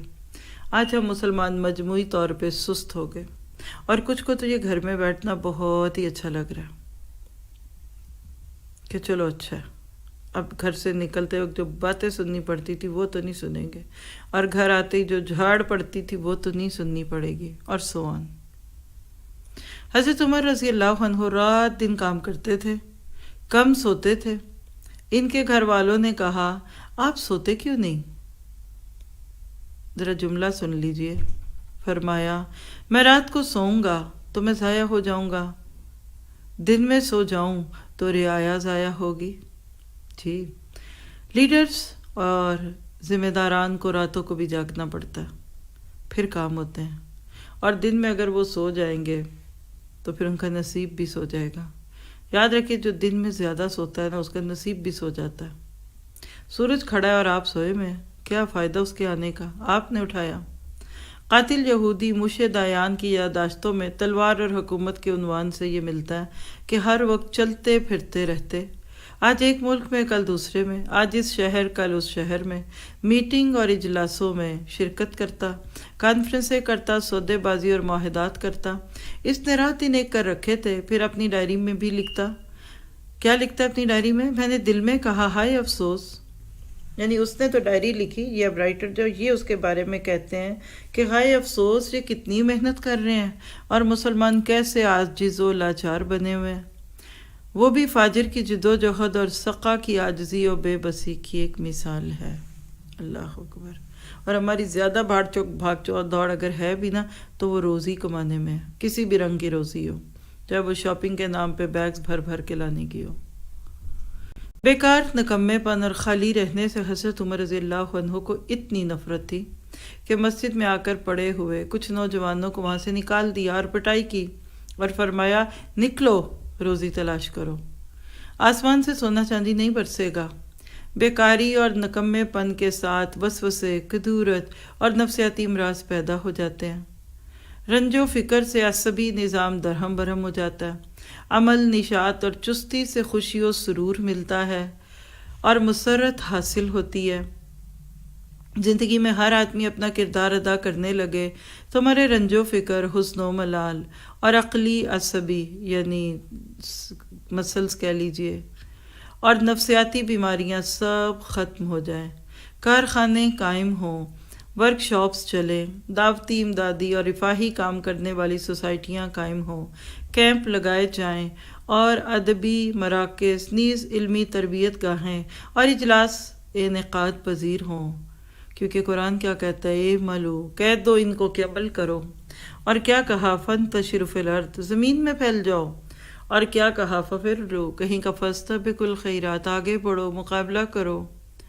حدیث میں آیا کہ اللہ کے نبی داؤد علیہ السلام دستکاری کے ذریعے روزی کماتے تھے، یعنی اپنی محنت کی کمائی کرتے تھے۔ شیخ راشد نے اپنی کتاب زندگی کا بناؤ اس میں اس مسئلے پر تفصیل سے روشنی ڈالی اور بتایا بہت سارے لوگ زندگی میں اپنی ذمہ داریاں ادا نہیں کرتے، کتنے ہی لوگ زندہ ہیں مردوں کی طرح رہتے ہیں، انہیں زندگی کا راز معلوم نہیں، وہ نہ اپنے مستقبل کی تعمیر کرتے نہ اپنی امت کا کچھ بھلا کرتے، بلکہ انہوں نے پیچھے رہ جانے والوں میں ہونا پسند کر لیا۔ وہ مومن جو بیٹھے ہیں جن سے کفر کو کوئی نقصان نہیں، وہ اور مجاہدین فی سبیل اللہ برابر نہیں ہو سکتے، یعنی بیٹھنے والے نکلنے والوں کے برابر نہیں ہو سکتے۔ وہ کالی عورت جو مسجد نبوی کی صفائی کرتی تھی، اس نے بھی اپنا کردار ادا کیا اور اسی کی بدولت جنت میں جگہ بنا لی۔ ایک ایمان والی باندی آزاد مشرکہ سے بہتر ہے، اگرچہ تمہیں یہ مشرکہ اچھی لگے۔ اس لڑکے نے اپنا کردار ادا کیا جس نے رسول اللہ صلی اللہ علیہ وسلم کا ممبر بنایا، کیونکہ اس کا کام بڑھئی کا ہی تھا، یعنی جس کو جو آتا تھا اس نے کر دیا۔ جو لوگ اپنی کمائی سے ہی کھاتے ہیں اللہ کو وہ اچھے لگتے ہیں۔ 1985 میں امریکہ نے اس بات کی اجازت دی کہ مسلمان داعی اس کی جیلوں میں جا کر اصلاح اور تبلیغ کا کام کریں، کیونکہ امریکہ کو معلوم ہے، ذرا سا یہ جملہ سنیے گا توجہ سے، کہ اگر یہ مجرم، قاتل اور پیشہ ور اسلام کی ہدایت پا جائیں گے تو اپنے اپنے معاشرے کے صالح اور کارآمد عنصر بن جائیں گے۔ یہ بات سچ ہے، دنیا نے اسلام کا یہ مزاج تسلیم کر لیا ہے، دعا کیجئے ہمیں بھی اس کا یقین آ جائے۔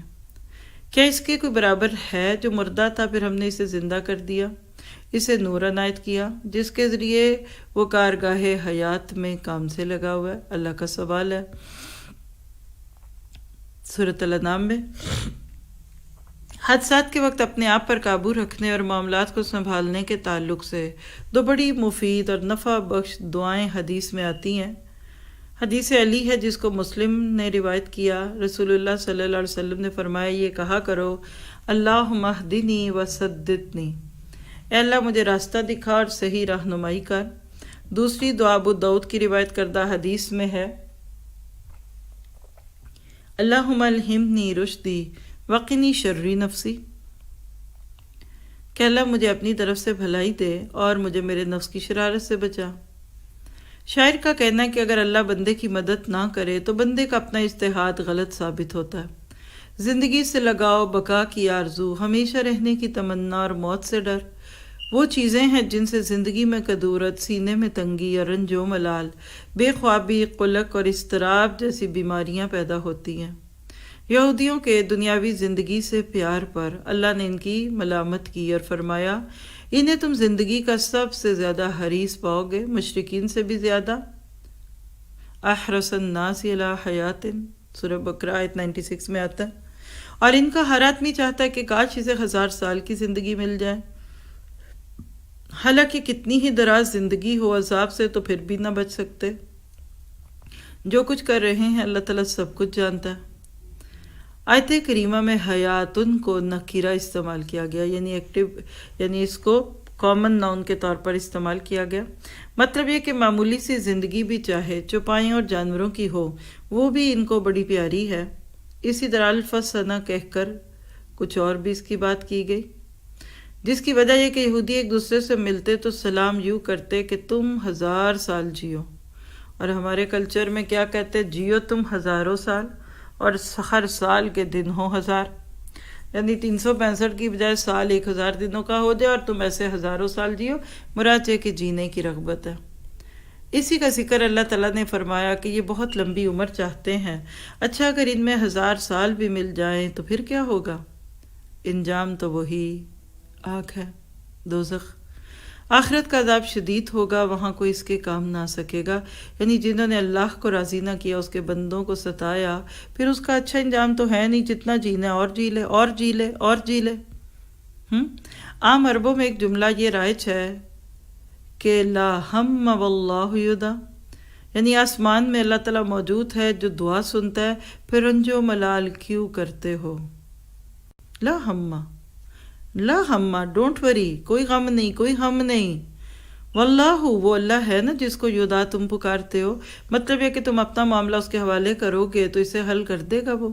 پریشانی کی کیا بات ہے؟ بڑے سے بڑی پریشانی میں شکار شخص آپ سے بات کرے اور اس کو لگے کہ پریشانی تھی ہی نہیں، یہ ہے آپ کا اس کے حق میں مخلص ہونا۔ اَمَّن یُجِیبُ الْمُضْطَرَّ اِذَا دَعَاهُ، مضطر جب پکارتا ہے تو کون ہے جو اس کی پکار سنے اور اس کی پریشانی دور کرے؟ جب میرے بندے میرے بارے میں پوچھیں تو بتائیے کہ میں ان کے قریب ہوں اور پکارنے والے کی پکار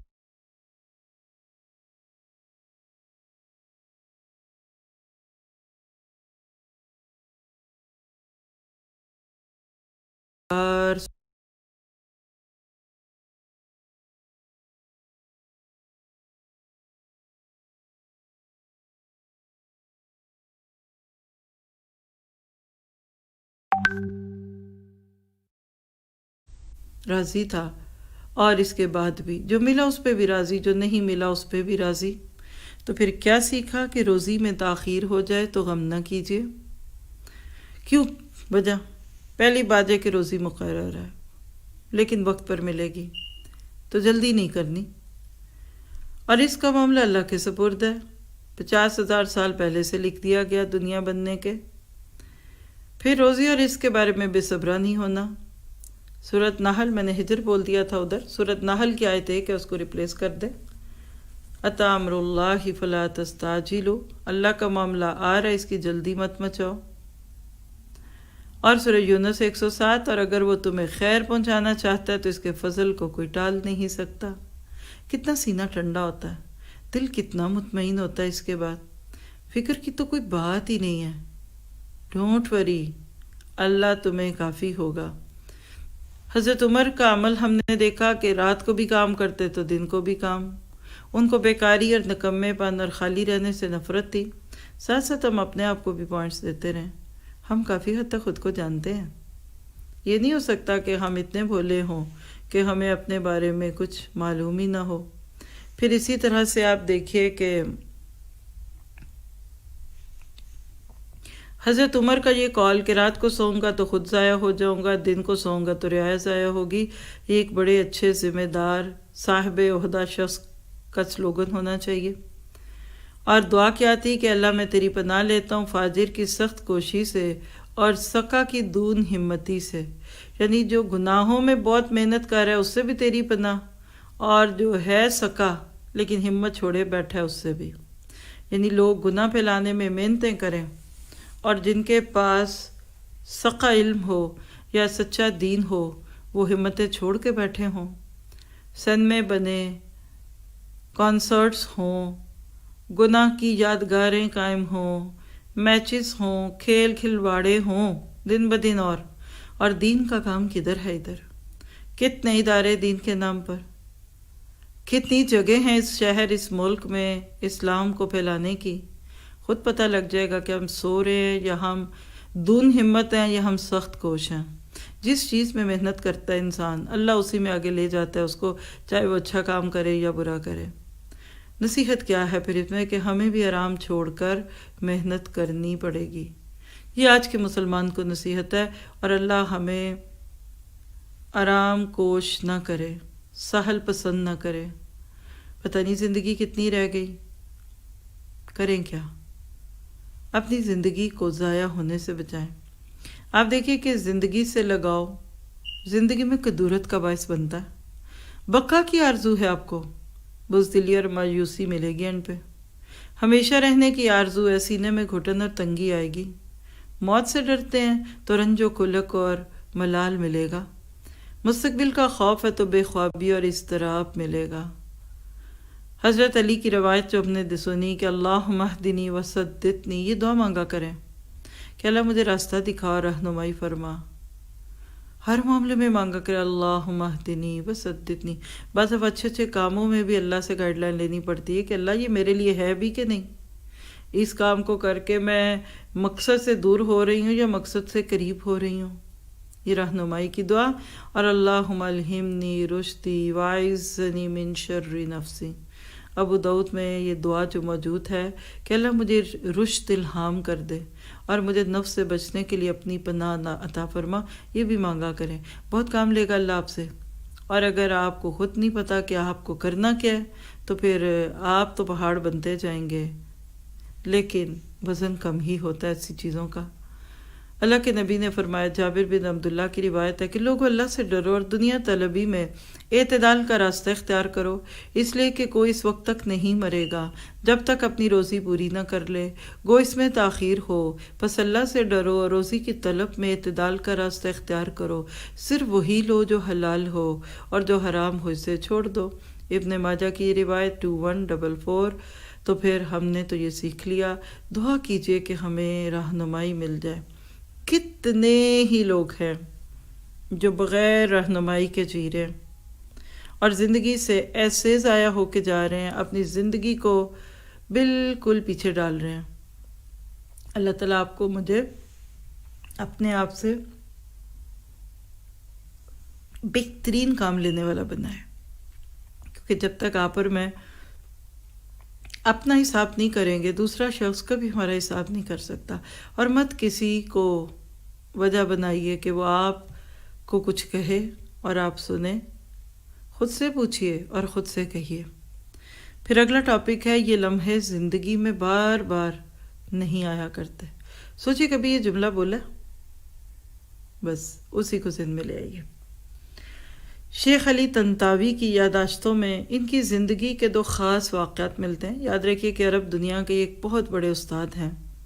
نمبر 1 کہ وہ بتاتے ہیں کہ بیروت کے ساحل پر تیر رہے تھے کہ ڈوبنے کے قریب ہو گئے، بے ہوشی کی حالت میں انہیں اٹھایا گیا، اس وقت آہوزاری کے ساتھ دعا کرنے لگے کہ اگر 1 گھنٹہ بھی اور زندگی مل جائے تو ایمان کی تجدید کریں گے اور عمل صالح کریں گے تاکہ ایمان کی بہار آ جائے۔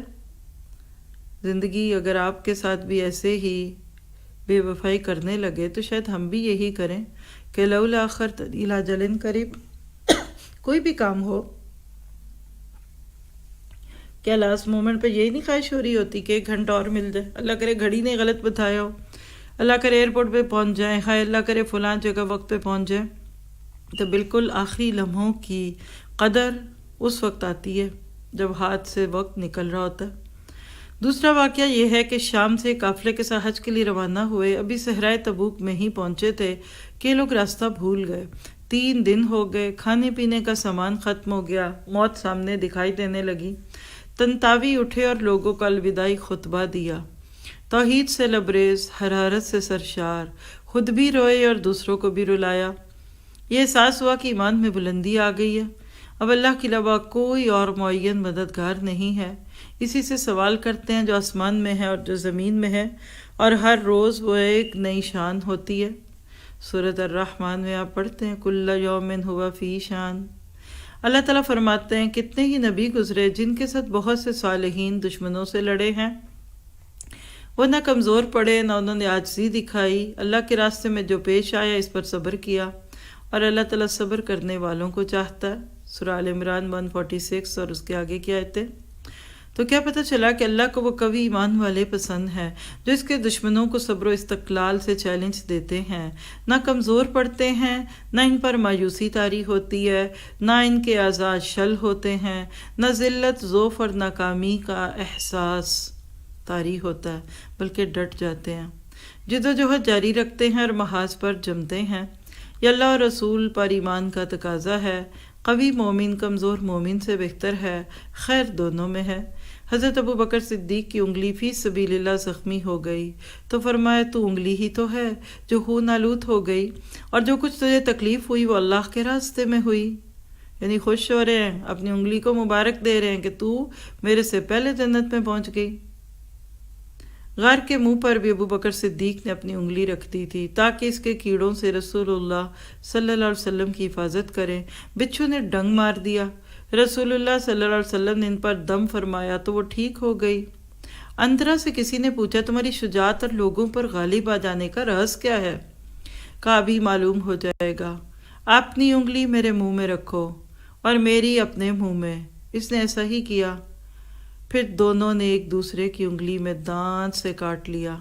انترا نے برداشت کر لیا इस आदमी से बर्दाश्त न हुआ, वो बिलबिला उठा। अंतरा ने अपनी उंगली निकाल कर कहा, इसी सब्र बर्दाश्त के ज़रिए मैं लोगों पर गालिब आ जाया करता हूँ। सोच के भी मुझे लगता है कि आपको दर्द हुआ होगा। हाय, सी तो निकल ही गई होगी। तो सब्र और बर्दाश्त आपको बड़ा बनाएगी। अगर आप में सब्र और बर्दाश्त नहीं है, बड़े मत बनिए, बन भी नहीं सकते, और अल्लाह बनाता भी नहीं है। गुब्बारे से एकदम हवा निकल जाए तो ऊपर उड़ता गुब्बारा ज़मीन पे आके गिरता है।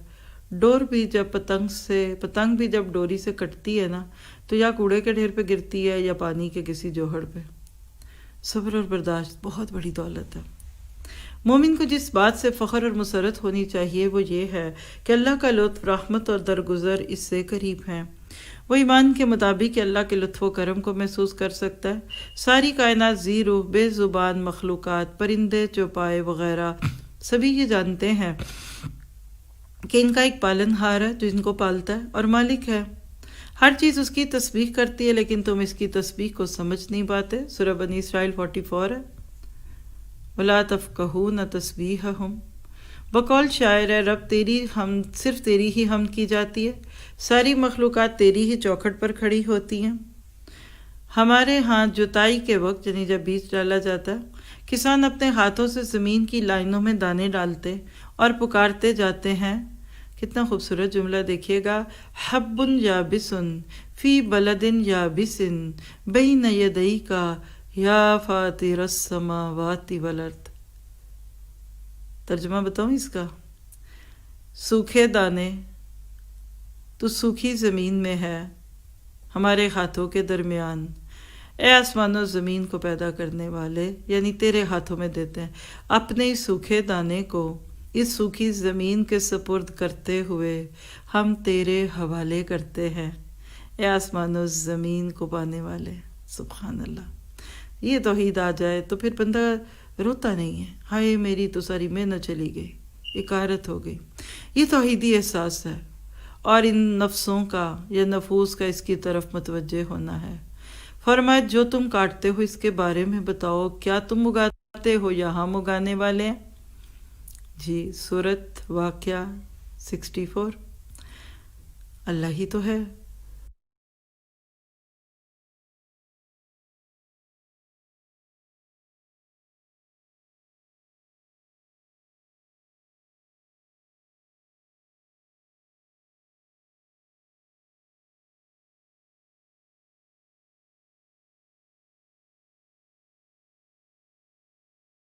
अब्दुल हमीद अली, यानी जली हरूफ का मतलब, और किसने सर सब्ज कर दिया? वो अल्लाह ही है जिसकी कुदरत जो चाहे कर सकती है, यानी अल्लाह की शान है। ज़ाकहुल्लाहुल्लज़ी कुदरतुहु मुक़्तदिरुहु। उन्ज़ुर लितिलकल शजरा ज़ातल गसून नदरा। अल्लाह अकबर। ये सुनकर लोग धाड़े मार मार कर रोने लगे। फातिरुस समावाति वल अर्द की निशानियां कायनात में बिखरी हुई हैं, जो इसकी वहदानियत, समदियत, रबूबियत और अलूहियत की गवाही देती हैं। ऐ हमारे रब, तूने ये सब यूं ही पैदा नहीं किया। मा खलक़ता बातिला। सूरह आल इमरान के बिल्कुल एंड पे आयत 191 है ये। तो कायनात को देखकर आपको यकीन होता है कि कुदरत का ये कारखाना बेकार नहीं है। खुशी और मुसरत के हसूल की बुनियादी बात यह है कि हमारा एक रब है जो रहम करता है, मग़फ़िरत करता है और तौबा करने वाले की तौबा कबूल करता है। इस रब अजीम की रहमत की बिशारत आपको भी है, जिसकी रहमत आसमानों ज़मीन पर छाई हुई है। फरमाए, मेरी रहमत हर चीज को वसी है। अल्लाह सुब्हान ताला के लुत्फ़ व करम के क्या ठिकाने हैं। एक सही हदीस में वारिद है कि एक अराबी ने नबी सल्लल्लाहु अलैहि वसल्लम के साथ नमाज पढ़ी।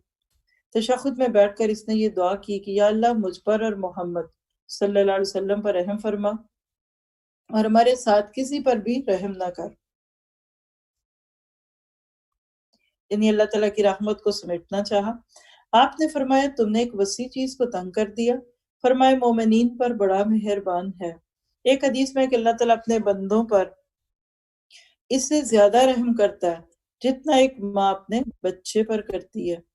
एक आदमी ने अल्लाह के अजाब के खौफ से अपने आप को मौत के बाद اٹھوا لیا، جلوا لیا مراد۔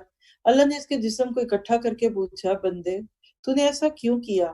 بولا، میرے رب مجھے تیرا خوف تھا اور اپنے گناہوں پر پشیمانی، تو اسے اللہ تعالیٰ نے جنت میں داخل فرما دیا۔ یہ واقعہ صحیح حدیث میں آیا۔ اللہ تعالیٰ نے فرمایا، جو اپنے رب کی عظمت سے ڈرا اور اپنے آپ کو خواہشات سے بچایا تو اس کا ٹھکانہ جنت ہے۔ اللہ نے ایک مباحث لیکن مصرف یعنی گناہ گار آدمی کا حساب لیا، اس کے پاس کوئی نیکی نہ پائی، البتہ وہ دنیا میں تجارت کرتا تھا، محتاجوں کو معاف کر دیتا تھا، تو اللہ تعالیٰ نے فرمایا، تجھ سے زیادہ کرم تو ہمارے لیے زیبا ہے، فرمایا اس کو معاف کر دو۔ چنانچہ اسے بھی جنت میں داخل کر دیا گیا۔ اس سے تو مجھے امید ہے کیا کہ وہ روز جزا میرے گناہ معاف کر دے گا۔ حضرت ابراہیم کا یہ جملہ تھا۔ رب کی رحمت سے مایوس نہ ہو اس سے اے ہمت مردانہ۔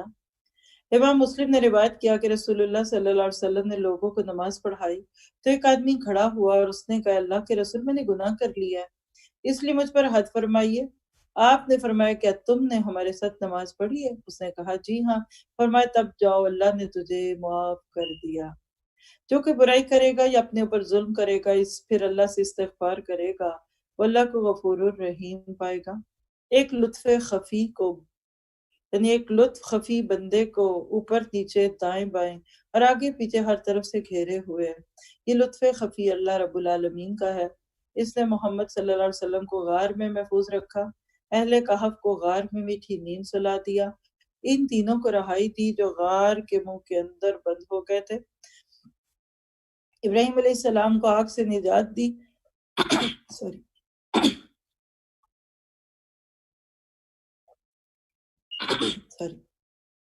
ابراہیم علیہ السلام کو آگ سے نجات دی، موسیٰ علیہ السلام کو موسیٰ علیہ السلام کو ڈوبنے سے اور نوح علیہ السلام کو طوفان سے بچایا، یوسف علیہ السلام کو کنویں سے نکالا اور ایوب علیہ السلام کو بیماری سے شفا دی۔ شاعر نے کہا کہ طور پر جس نے موسیٰ کو اونچا کیا، نار نمرود کو جس نے ٹھنڈا کیا، وہ کون ہے؟ اللہ تعالیٰ۔ چند لمحے سوچیے، ایک چھوٹا سا پاز لیجئے، وقفہ لیجئے اور سوچئے کہ میں کہاں کھڑی ہوں۔ تو یہ لمحے زندگی میں بار بار نہیں آیا کرتے، کون سے؟ جس میں بندے کی ملاقات رب سے ہوتی ہے۔ تو کیا دیکھا کہ اللہ کے پسندیدہ لوگ کون ہوتے ہیں؟ کبھی ایمان والے، دشمنوں کو چیلنج دینے والے، صبر و استقلال پر جمنے والے اور اللہ تعالیٰ پر توکل کرنے والے۔ مومن کے لیے فخر و مسرت کا باعث کون سی چیزیں ہیں؟ پہلی بات ہے کہ اس کے اوپر اللہ کا لطف اور کرم ہو، پھر اللہ تعالیٰ کی بے پایہ رحمتیں اس پہ ہوں، اور اللہ تعالیٰ کا عفو درگزر اس کے ساتھ ہو۔ زندگی کی بے بہا نعمتیں ہیں یہ، جس کو مل گئی وہ خوش ہو۔ اسی طرح اللہ تعالیٰ کا لطف انبیاء کرام اور صالحین پر کیسے ہوا؟ محمد صلی اللہ علیہ وسلم کو غار ثور میں محفوظ رکھا، حالانکہ دشمن بالکل قریب تھا۔ اہل کہف کو غار میں میٹھی نیند سلا دی، حالانکہ پرانا غار تھا۔ ابراہیم علیہ السلام کو آگ سے نجات دی، ایوب علیہ السلام کو بیماری میں شفا دی، حضرت یوسف علیہ السلام کو کنویں سے نکالا۔ اور اللہ تعالیٰ کا یہ فرمان کتنا سچا ہے جو آل عمران 146 میں کہ وَكَأَيٍّ مِّن نَبِيٍّ قَاتَلَ مَعَهُ رِبِّيُّونَ كَثِيرٌ، کہ اور بہت سے نبی ہوئے جن کے ساتھ ہو کر اکثر اہل اللہ کے دشمنوں سے لڑے، تو جو مصیبتیں ان پر راہ خدا میں واقع ہوئیں، ان کے سبب انہوں نے نہ تو ہمت ہاری اور نہ بزدلی کی، اور کافروں سے نہ دبے، اور اللہ تو استقلال رکھنے والوں کو دوست بناتا ہے۔ تو ذرا سا سوچئے، میں کہاں ہوں؟ اپنے اوپر بات کر کے انسان کو سب سے زیادہ فائدہ ہوتا ہے۔ خوشی کا موقع یہی ہے کہ انسان اپنی زندگی پہ غور کرے۔ اس وقفے کے دوران جو سوچنے والی بات ہے وہ اللہ کے نبی کی زوجہ ام سلمہ رضی اللہ تعالیٰ عنہ کی وہ روایت ہے کہ آپ نے فرمایا کہ جب کسی مسلمان بندے کو کوئی مصیبت آتی ہے تو وہ انا للہ و انا الیہ راجعون کہتا ہے، اور پھر اس کے بعد اللہم اجرنی فی مصیبتی واخلف لی خیرا منہا کہتا ہے، تو اللہ تعالیٰ اس نقصان کا بہتر اجر اور نعم البدل عطا فرماتا ہے۔ اجر تو آخرت میں ہے نا، تو نعم البدل دنیا میں ہے۔ تو بات یہ ہے کہ اللہ کی قسم انسان کو کتنی ہی بڑی مصیبت کیوں نہ پیش آئے، وہ ہمیشہ نہیں رہتی۔ جب وہ لاحق ہو جائے تو اس کے آگے اپنا ہاتھ رکھ دو، سر نگوں کر دو، ہتھیار ڈال دو۔ اگر پاؤں پھسل جائے تو شکوہ و شکایت نہ کرو۔ کتنے ہی شرفا مصائب میں گرفتار ہوئے جنہیں انہوں نے برداشت کیا، چنانچہ وہ مصیبتیں مان پڑ گئیں اور درگزر کر گئے، یعنی وہ گزر گئیں۔ اور گردش زمانہ مجھے ترنے والا سمجھ رہی تھی، لیکن اس نے میری استقامت دیکھی تو وہ بھی کمزور پڑ گئی۔ اور شاید نے کہا کہ کوئی حادثہ ہوتا ہے تو میرا سینہ تنگ نہیں ہو جاتا، رنج و فکر میں میرا امتحان ہوتا ہے، کسی دن شروع میں غم ہوتا ہے اور آخر میں مسرت اور شادمانی ہوتی ہے، یعنی دن کے آغاز میں کوئی بیڈ نیوز آ گئی، کوئی نقصان ہو گیا، لیکن سونے سے پہلے بہت بڑی خبر اچھی مل گئی، خوشی مل گئی۔ تو کریں کیا، کوئی مصیبت پڑے تو دل شکستہ نہ ہو۔ کہتے ہیں کہ میں دل شکستہ نہیں ہوتا کہ اس کے خاتمے یا اسے چھٹکارے کا وقت قریب آ چکا ہوتا ہے۔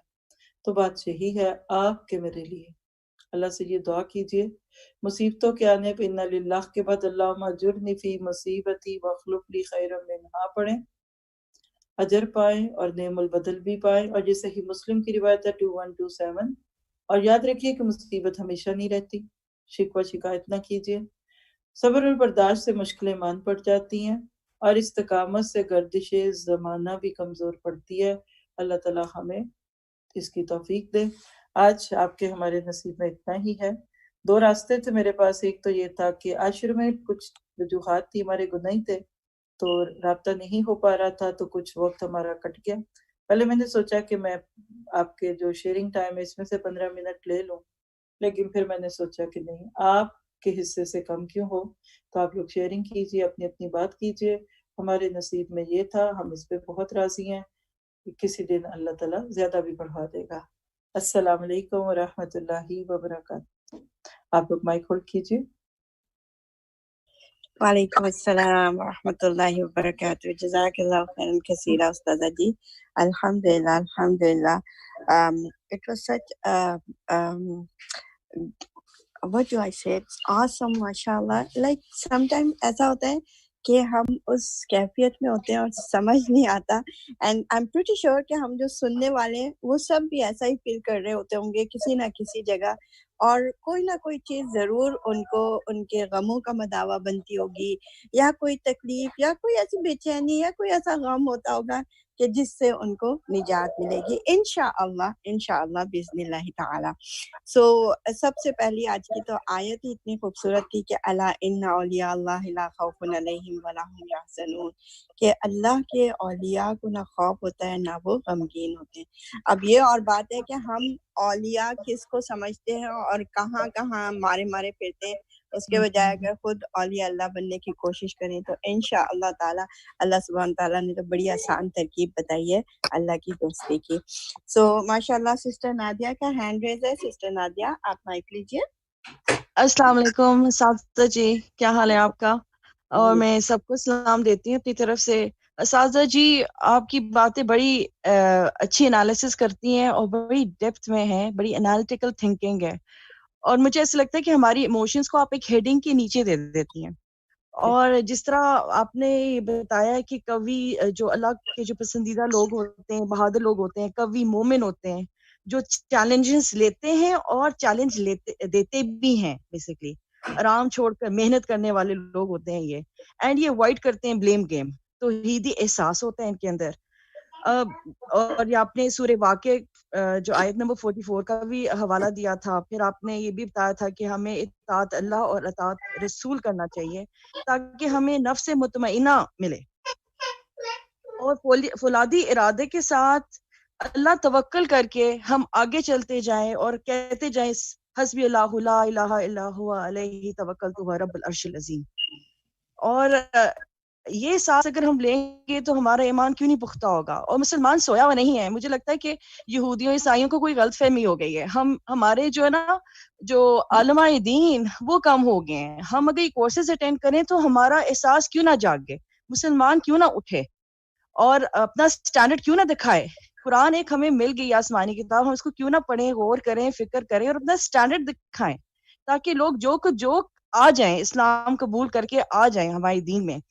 اور ہمیں احساس ہونا چاہیے اب اپنا مقصد، ہمیں اپنی بامقصد زندگی گزارنی چاہیے. ہمیں اپنے مقصد کا پتہ ہونا چاہیے کیونکہ ہماری زندگی چھوٹی ہے، پہلے لوگوں کی طرح نہیں ہے. تو اگر ہم بامقصد زندگی گزاریں گے تو کچھ پائیں گے، اور انشاءاللہ جنت الفردوس میں کیوں نہیں جائیں گے ہم لوگ. اللہ تعالیٰ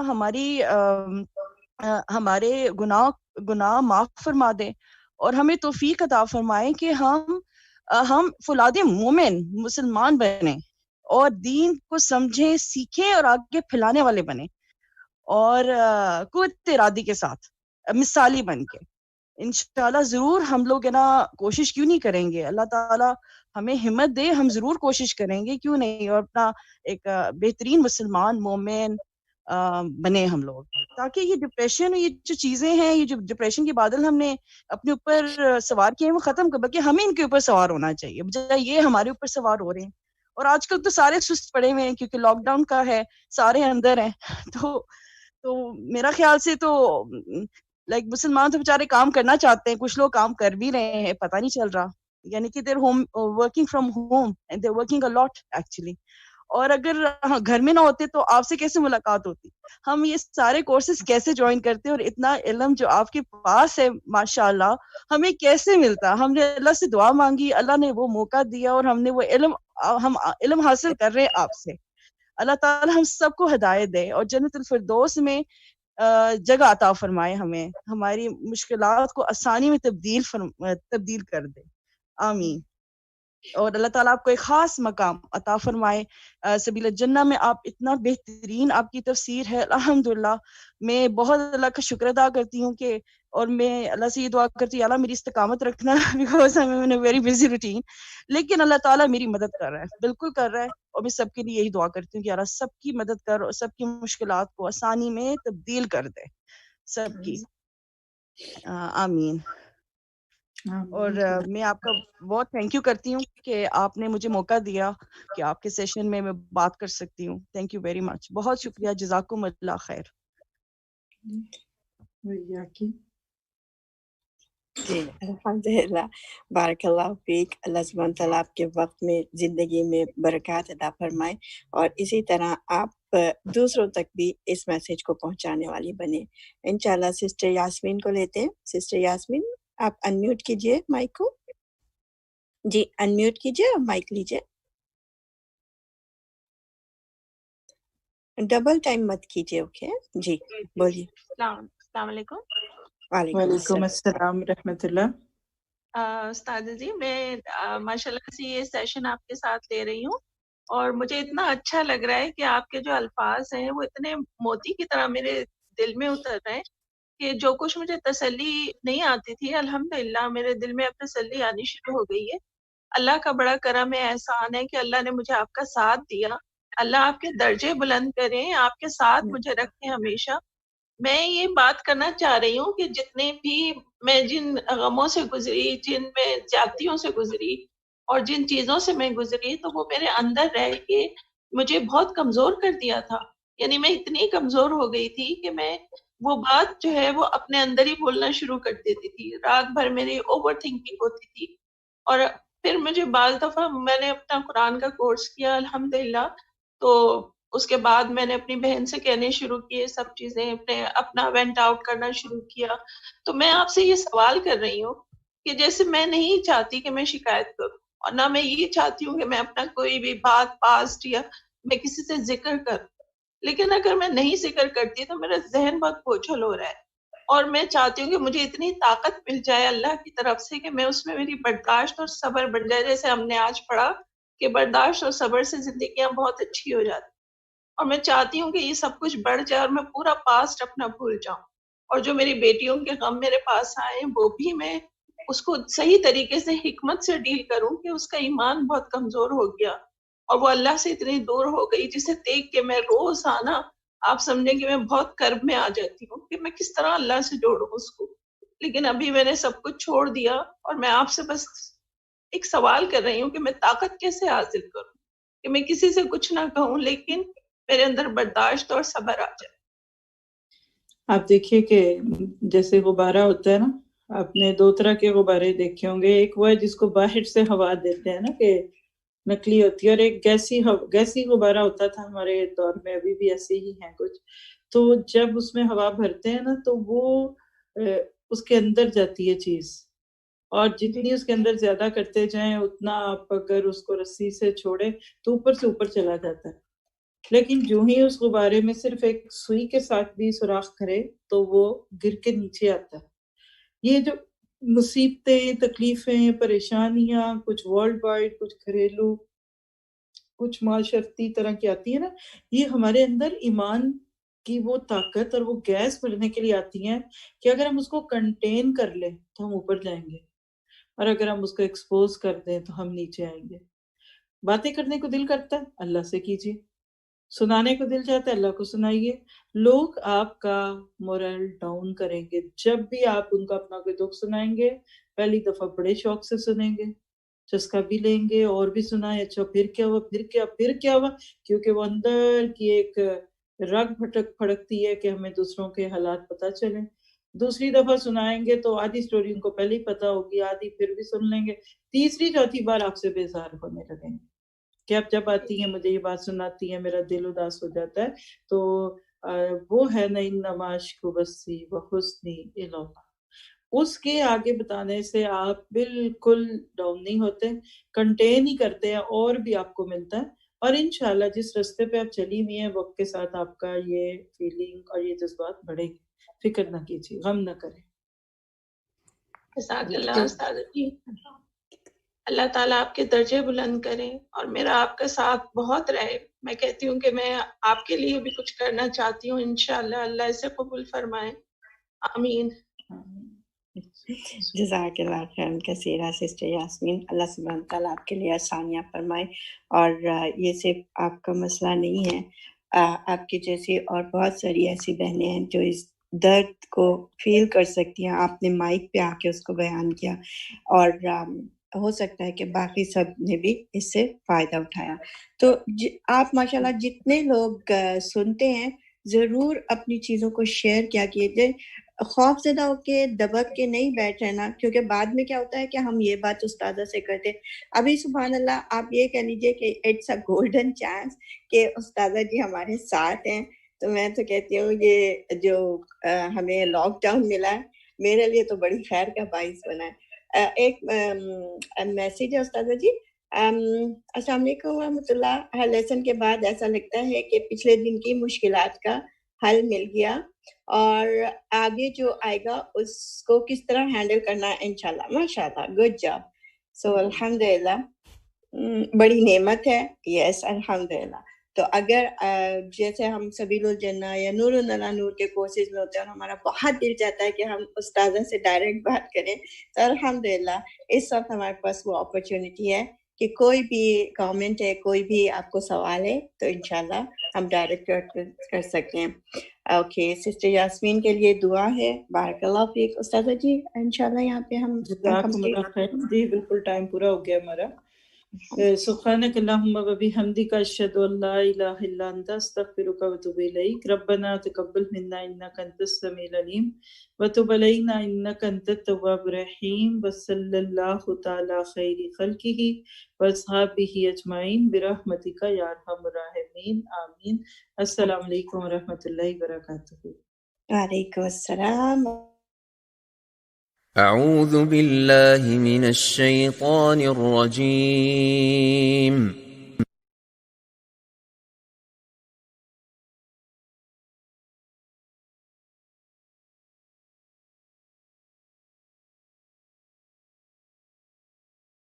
بلى من أسلم وجهه لله وهو محسن فله أجره عند ربه ولا خوف عليهم ولا هم يحزنون.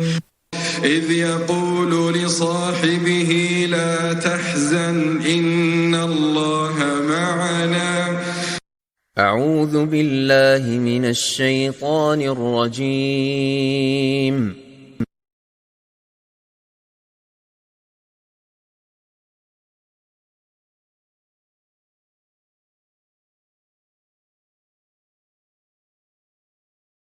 بلى من أسلم وجهه لله وهو محسن فله أجره عند ربه ولا خوف عليهم ولا هم يحزنون إذ يقول لصاحبه لا تحزن إن الله معنا